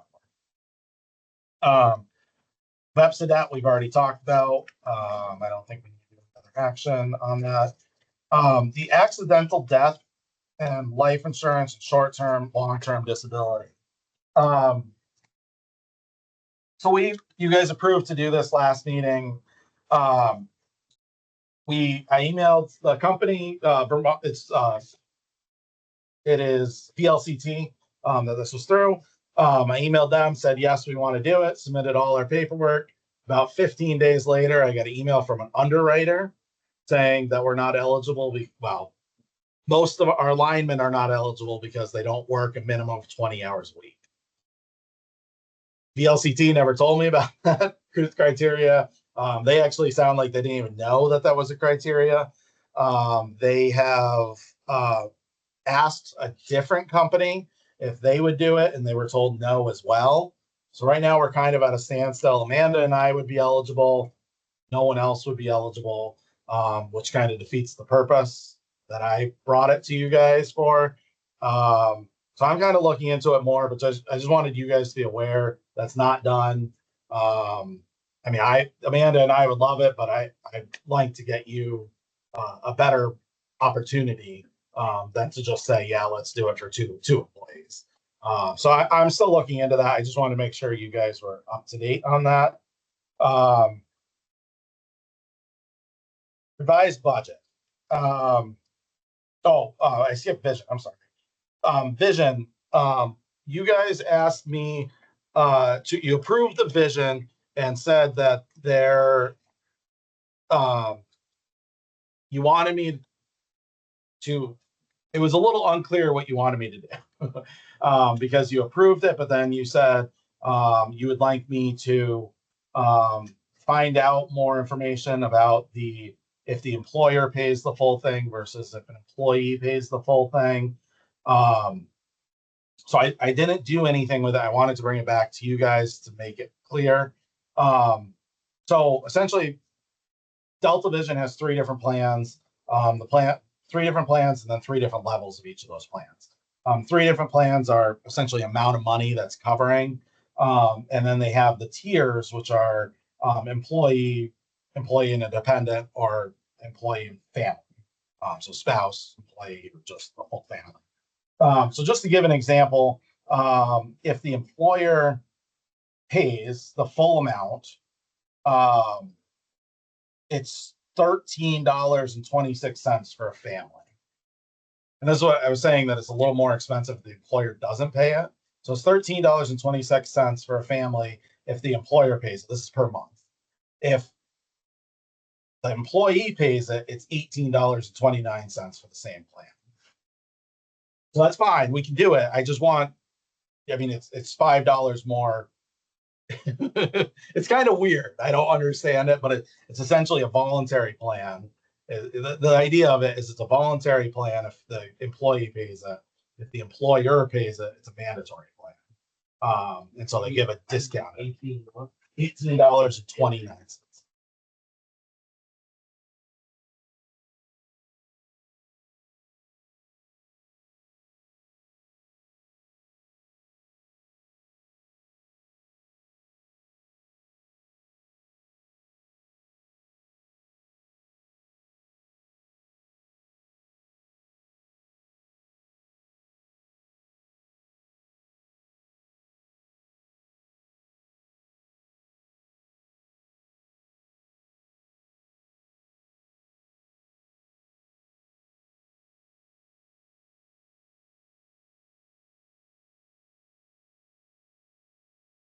You're saying, could we withhold it and tell the company we're paying for it, even though I have a hunch we're not supposed to do that. I get what you're saying. I don't know what the implications would be. But honestly, my suggestion would be to just have it voluntary for employees at the $18.29. And if there's interest and all of a sudden all the employees do it, which would be Amanda and I, then maybe we'll reconsider it next year. But that's kind of, I'm at the point where it's just easier to just make it an offering that employees can do. But I didn't want to make that decision without you guys being aware of it and deciding what you're. I know Amanda has already said she would do it no matter what we do. Dennis wears glasses.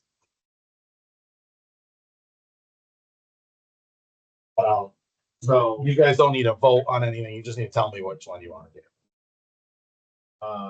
Yeah, I mean, I like the trial.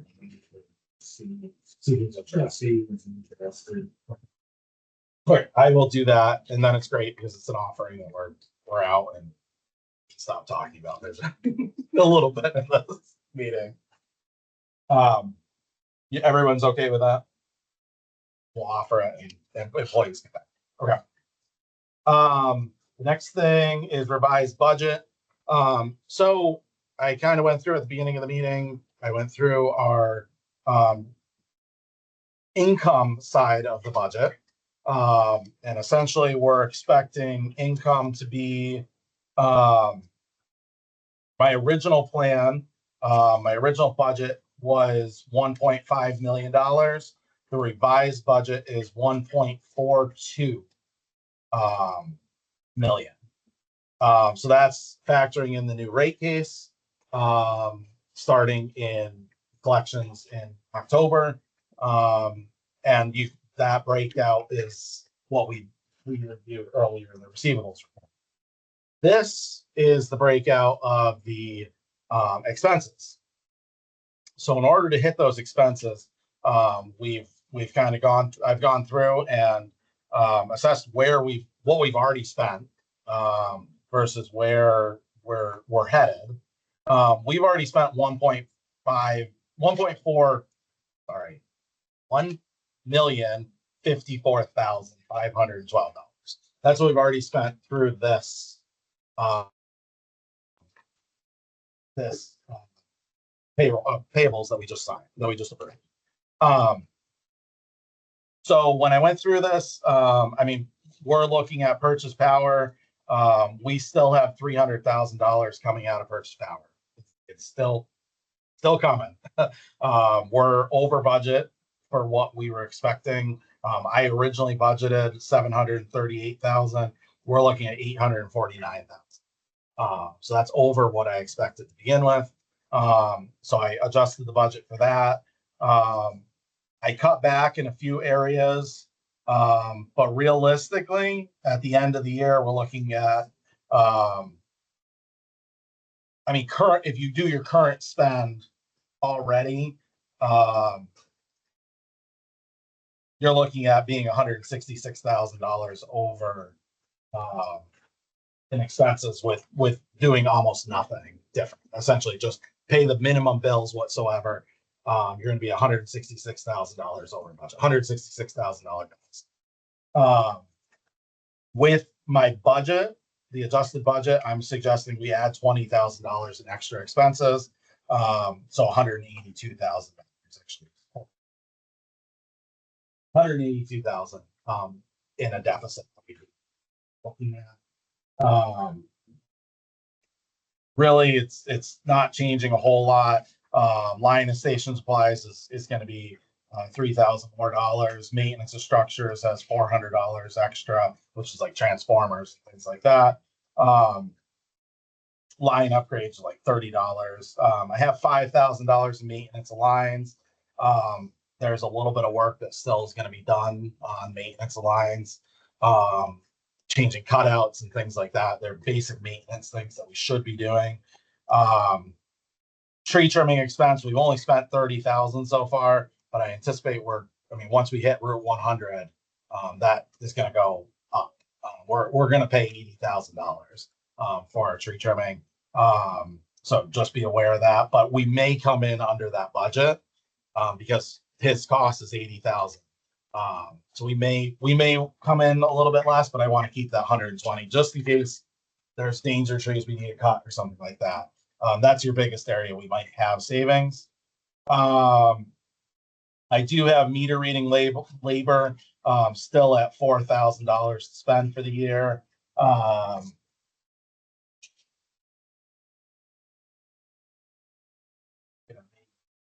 Outside services employed, that's our paying for our payroll vendor, paying for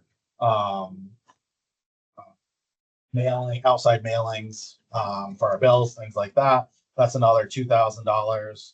I have admin and general salaries. That's Amanda and my salary. We've currently spent just under 60,000. We're looking at 105,000 a year.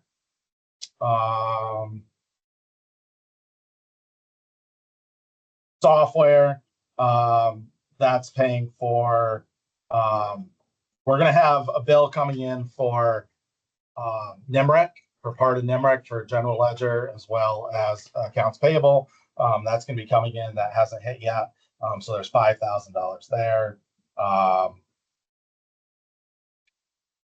That's pretty much it. So, I mean, I'm not, health and dental benefit, 40,000 versus 25 we've already spent. Not a whole lot changing, but I wanted to make sure you are aware. I don't think we need to approve it necessarily, but I wanted to make sure you are aware of what expectations look like. I'd like to give you guys a month to look at this. I encourage you to come talk to me if you have any concerns, questions, or call. We'll discuss it. So no action needed on that. Unless there's any concerns right off. But we expected to hit a deficit again. We were told we need a 39% increase last year, and we did it 25. Not super surprising that we're going to hit it. Interestingly enough, my budget was 1.5 million for this year. I recalculated what next year looks like with what we've seen so far versus what we have in expenses so far, and our income for next year actually looks like 1.5 million. So it's interesting. It's the original budget I had for next year. All I have. Oh, I'm sorry. We can print this again, putting up the column Oh, yes. headings. Yeah. Go over to the second. Yes. I will have it for tomorrow.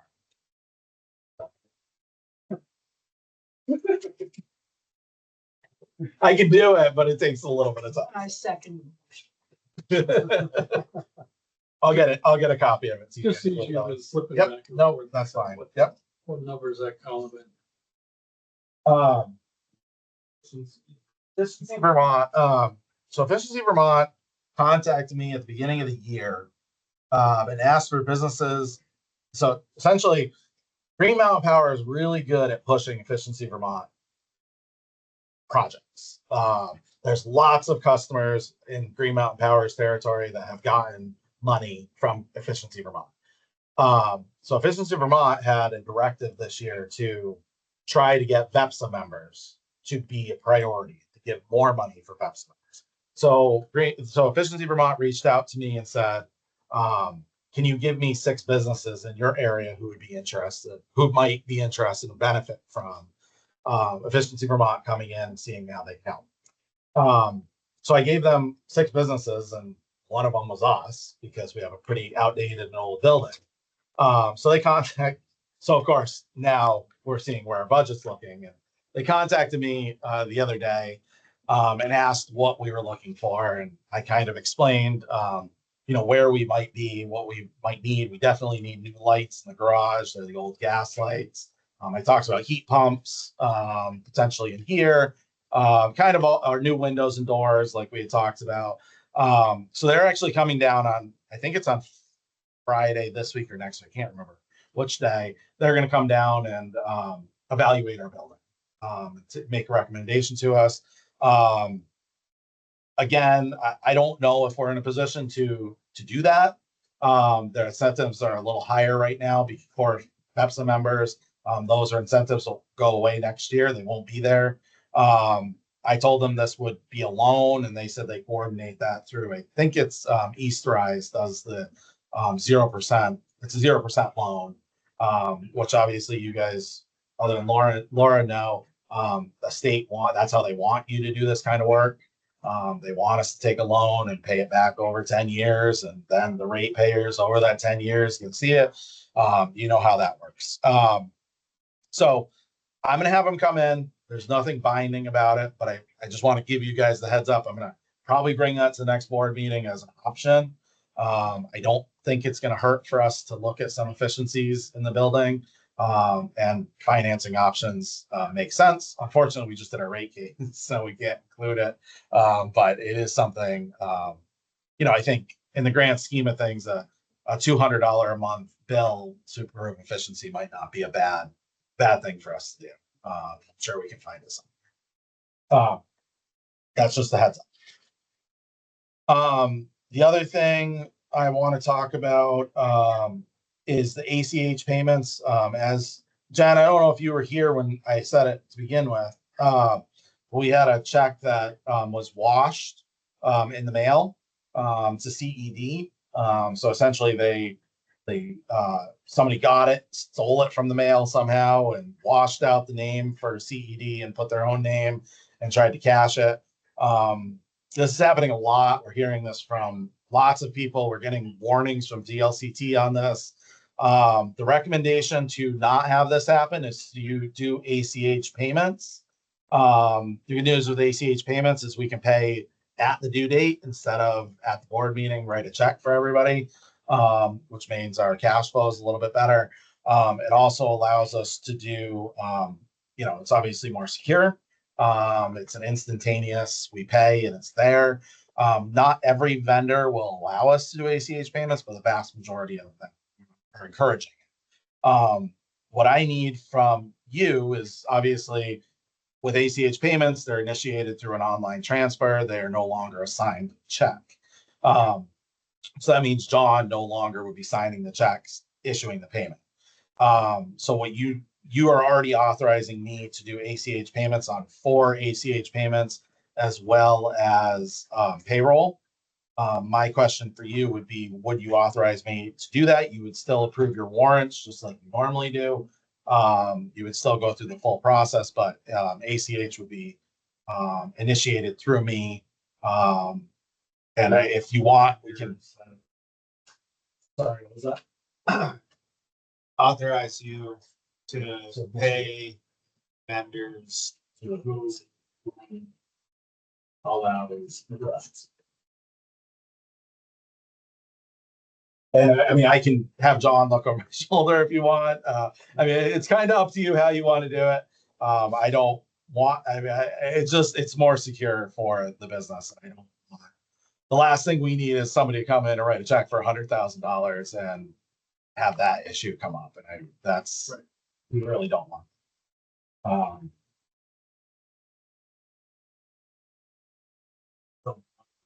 So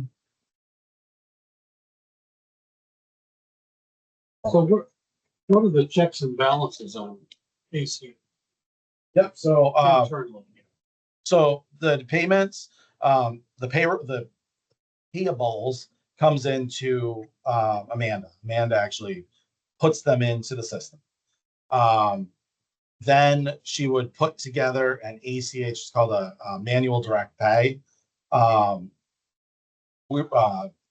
Authorization, which looks like this. It would be obviously longer. Yeah. This would come to me and I would create these payments within our ACH system, which essentially go in community bank and say, these are my payees, and this is when I'm paying them, and it would be on their due date. Instead of, I mean, if you can do it on their due date, why wouldn't you? I usually do it the day before the due date. So I would pay it that, I would put them on there, and then you would still get your warrant like this Yeah. with all of your e-checks, which is what is listed here. So it's That they're not so all different than e-checks. what we're doing now. Correct. Just be more of it. Correct. There's one more step. And instead of printing checks, we're gonna ACH them. It's really not that different. It's just John's signature wouldn't be on every check. You would be authorizing it through the warrant, and then we would be paying it. The checks and balances we're using right now is you sign the checks, Right. and that would be removed. But the payments would happen before our approving the warrant. Right now, there's 4 that fall before we approve the warrant. And the problem is we don't get the invoice until 10 days before it's due. Wex is a good example. Yes. Yeah. The They only give goal- you 10 days. Right, they only give you 10 days and then you get a late charge. Yeah. So the goal would be to get as many on the warrant as I can before they're due. Yep. Because we don't do ACH yet, I don't know how many that is. I'll have a better idea next meeting of how many that's gonna be. MVP is one that stands out in particular as that their due date is technically on the 1st of the month. We send the check on the 13th. So we're always a month behind. But we don't get the invoice for next month until next week. Right. So that's a good example of one that I would like to Yeah. pay in advance. Yeah. So It all depends on the timing of when we get it versus when the meeting is.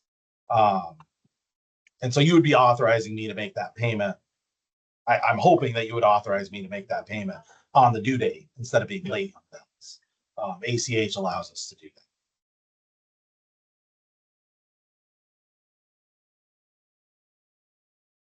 It's gonna be a learning curve for the office too, where I'm not sure how I feel about it, but because there's a lot of bills that we, pay and go back and forth on, but I think it's the right thing to do. It's a process that I think we should be doing.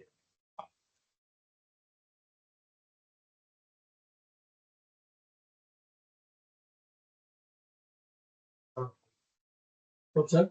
I don't. Mainly, get the bills paid before they pay. And I'm not gonna get lost in them. And I'm not seeing lost in the mail. That's all. I worked for Lloyd for 7.5 years. He made a check. I said, yeah, He had that. like 20,000, right? The check was cashed in Georgia. Ours was Philadelphia. CED rep check, that's Philadelphia. And he does not mail any checks. He wouldn't even mail my. What? I think it's a good idea. As far as protection. Timing. I'm gonna put a check and drop there. Embargo, which the bond was full of the box. $10,000 check and we got a little bit of change in The outside box, like Yeah. the metal ones, Really? those Wow. are supposed to be really secure. Yeah, right? Jeez. Yeah, I think we ought to proceed. Yeah, I'll make a motion that we approve ACH payments. When applicable. Just so everyone's aware, this month is all printed. Because we needed authorization. There are 20 printed checks. I'll see where.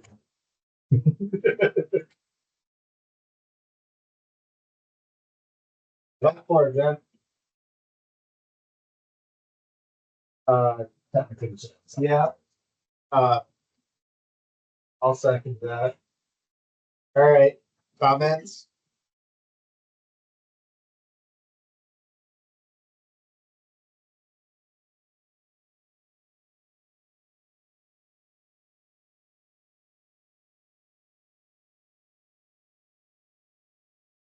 But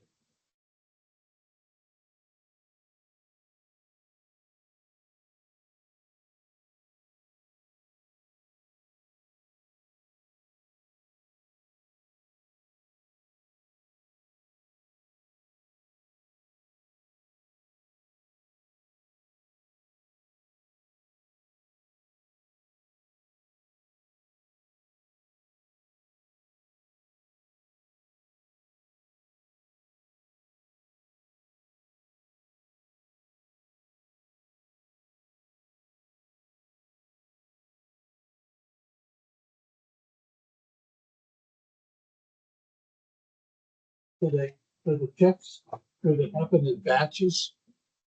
Or would it be like, So what it would be, so our current process for writing these checks is essentially when we receive a payment or when we receive a bill, we go in and enter it into the AP system. Right before this meeting, like literally earlier today, we went through and processed all those payments, wrote checks so we could issue the warrant. So essentially, right before this meeting, I would go through and do my ACHs, have them go in for the due dates that they're due. Then you would approve it on the warrant the next day. The only thing I think that's missing, and I think this might help you, Jen, is the community bank side of it. That I wonder if I can print out these are the payments that are being made from the community bank side, so that I can print that and bring it to the meeting as well. So here's your warrant, here's the payments. Do they match? Is there anything extra? Would that help you, John? Because in theory, you could go into the community bank and create a payment that's not on the warrant, and no one would ever know until the reconciliations and the auditors catch it. But that would stop it. I think in any given month, you would see it happen. I think that makes sense. So it's not, you'll approve the warrant and that'll be a secondary on the warrant. Here's your ACH file. Here's what we actually initiated. what I do now is after the event, I'll sit down with checks, the invoices, and the warrant, and I make sure that they all line up where I sign. Right. Which is already, I mean, it's already being done twice. Amanda's doing it and I'm doing it. Yeah. You are also doing it. So we're moving one of those, but then it gives you all the ability to look at it and say, Yeah. this is what's initiated in the bank. What was that?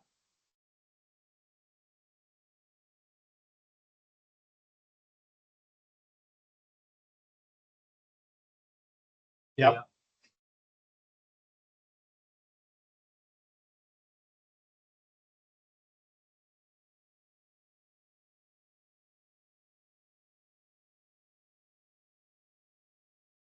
Right. It's a 24-hour process.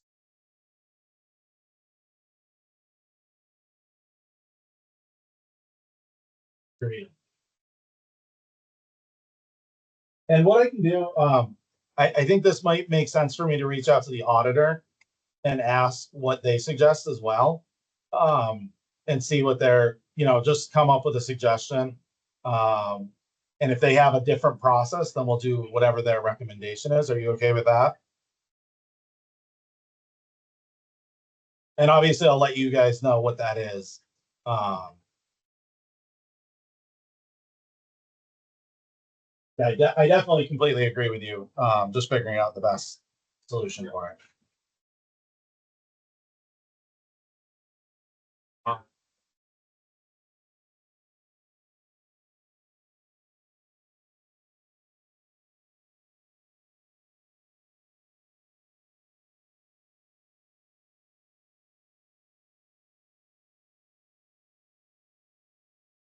I could.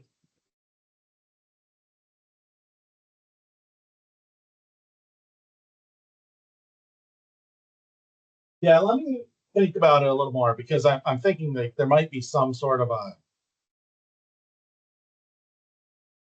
way that I can get from the file from NIMRIC, bring it to you maybe and have you, but then you're still not seeing the payment.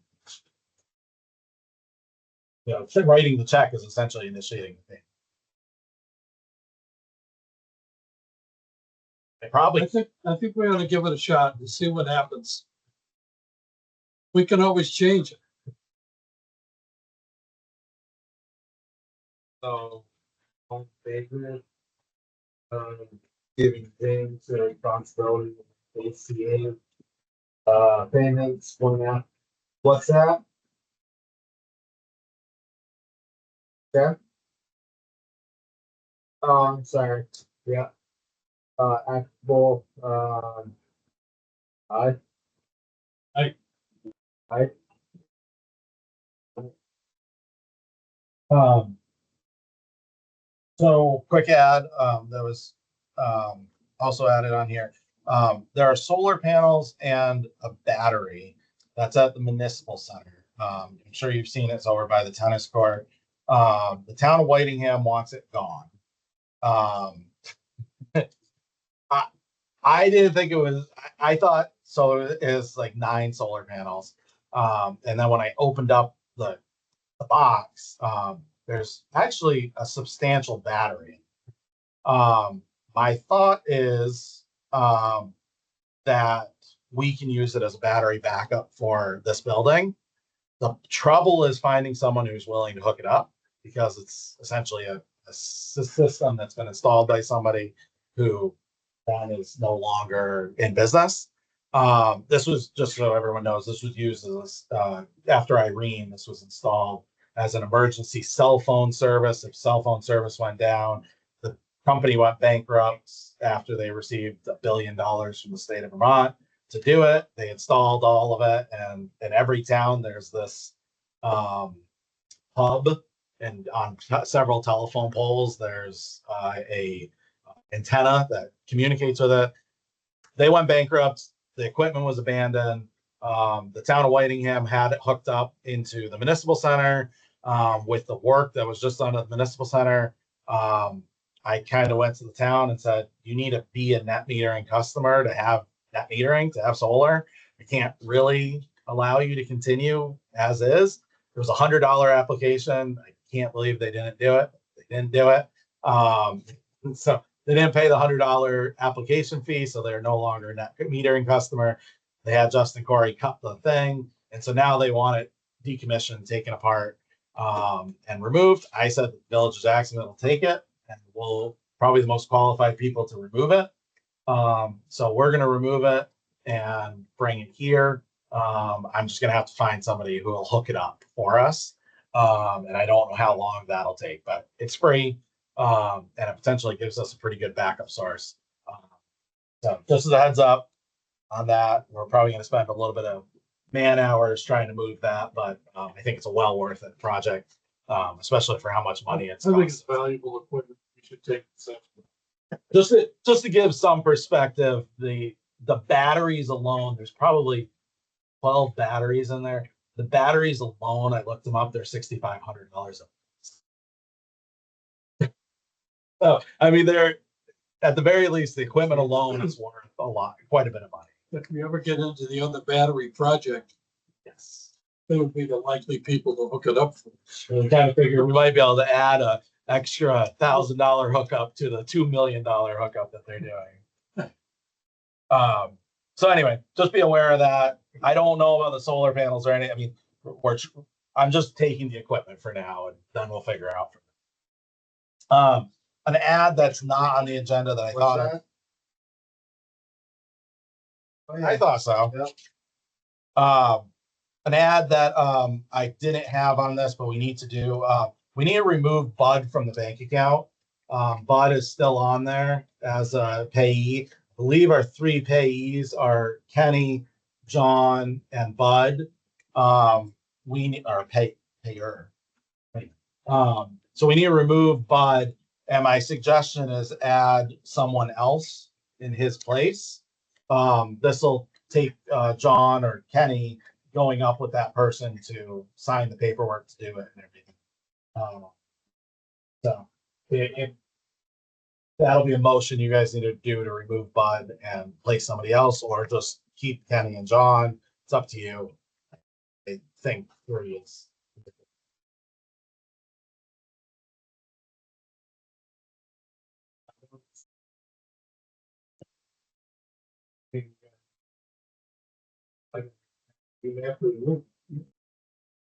Not that I think he's gonna steal anything. but- Won't have time. I know, right? Should we do that? 2 different motions? Yeah, I would do remove Bud as a motion on that. If you want, don't say that. Make a motion that we do the bank account. For the Village of Jacksonville bank account. As a payer. Second. Second. All in favor? Aye. Okay. Does someone want to make a motion about adding? Name to the bank now?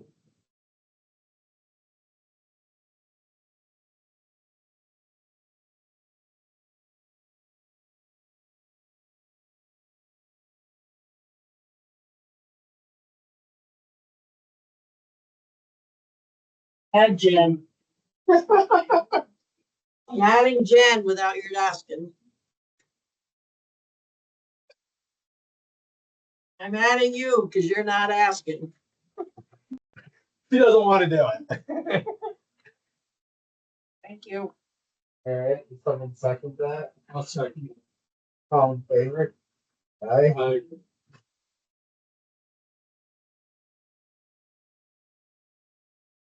Okay.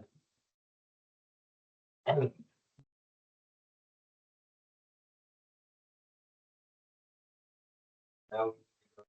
The record session? Okay, so we need a motion to enter executive session in accordance with VSA, section 313A3, discussion negotiation of real estate sale and valuation of public employee for inclusion. I'll make that. Thank you. Yeah. Hopefully you enjoyed. Sorry, it's a little late for Good. the meeting. Feel what's going on. You're welcome every month. Yeah. You can see it again?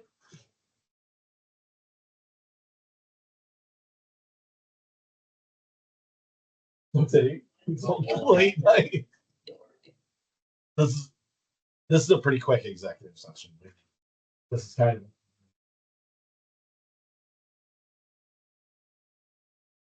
Who seconded the motion about the I did. seconded it? I thought you first went. Oh, maybe I You did. say. I seconded? Okay. Hard to keep track of everything. All right. What vote? No. All in favor? Aye. Aye. I am. No worries. He's gonna write them up too, Jen. Yeah. Keep in mind, we have a recording. You can always rewatch it. Oh, that's good. I offered that to Jen. She said, heck no. All right, so executive session at 8:20. Yeah.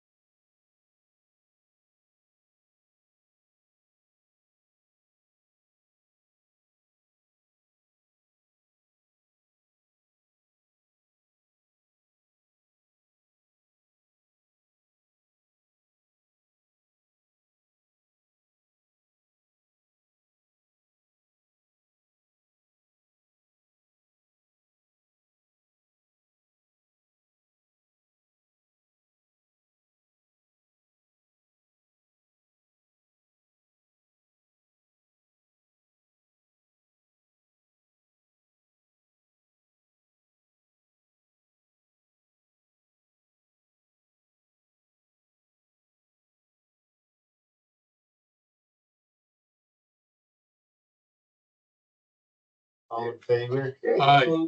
Aye. Alright.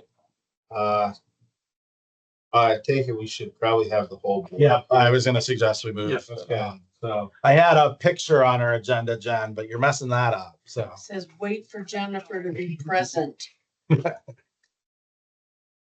All right, so we'll do that next meeting as long as everybody's here. We'll update that for the website and we'll go from there. Will be adjourned. a second. All in favor? Aye. Aye. Hey. Thank you, guys. Too.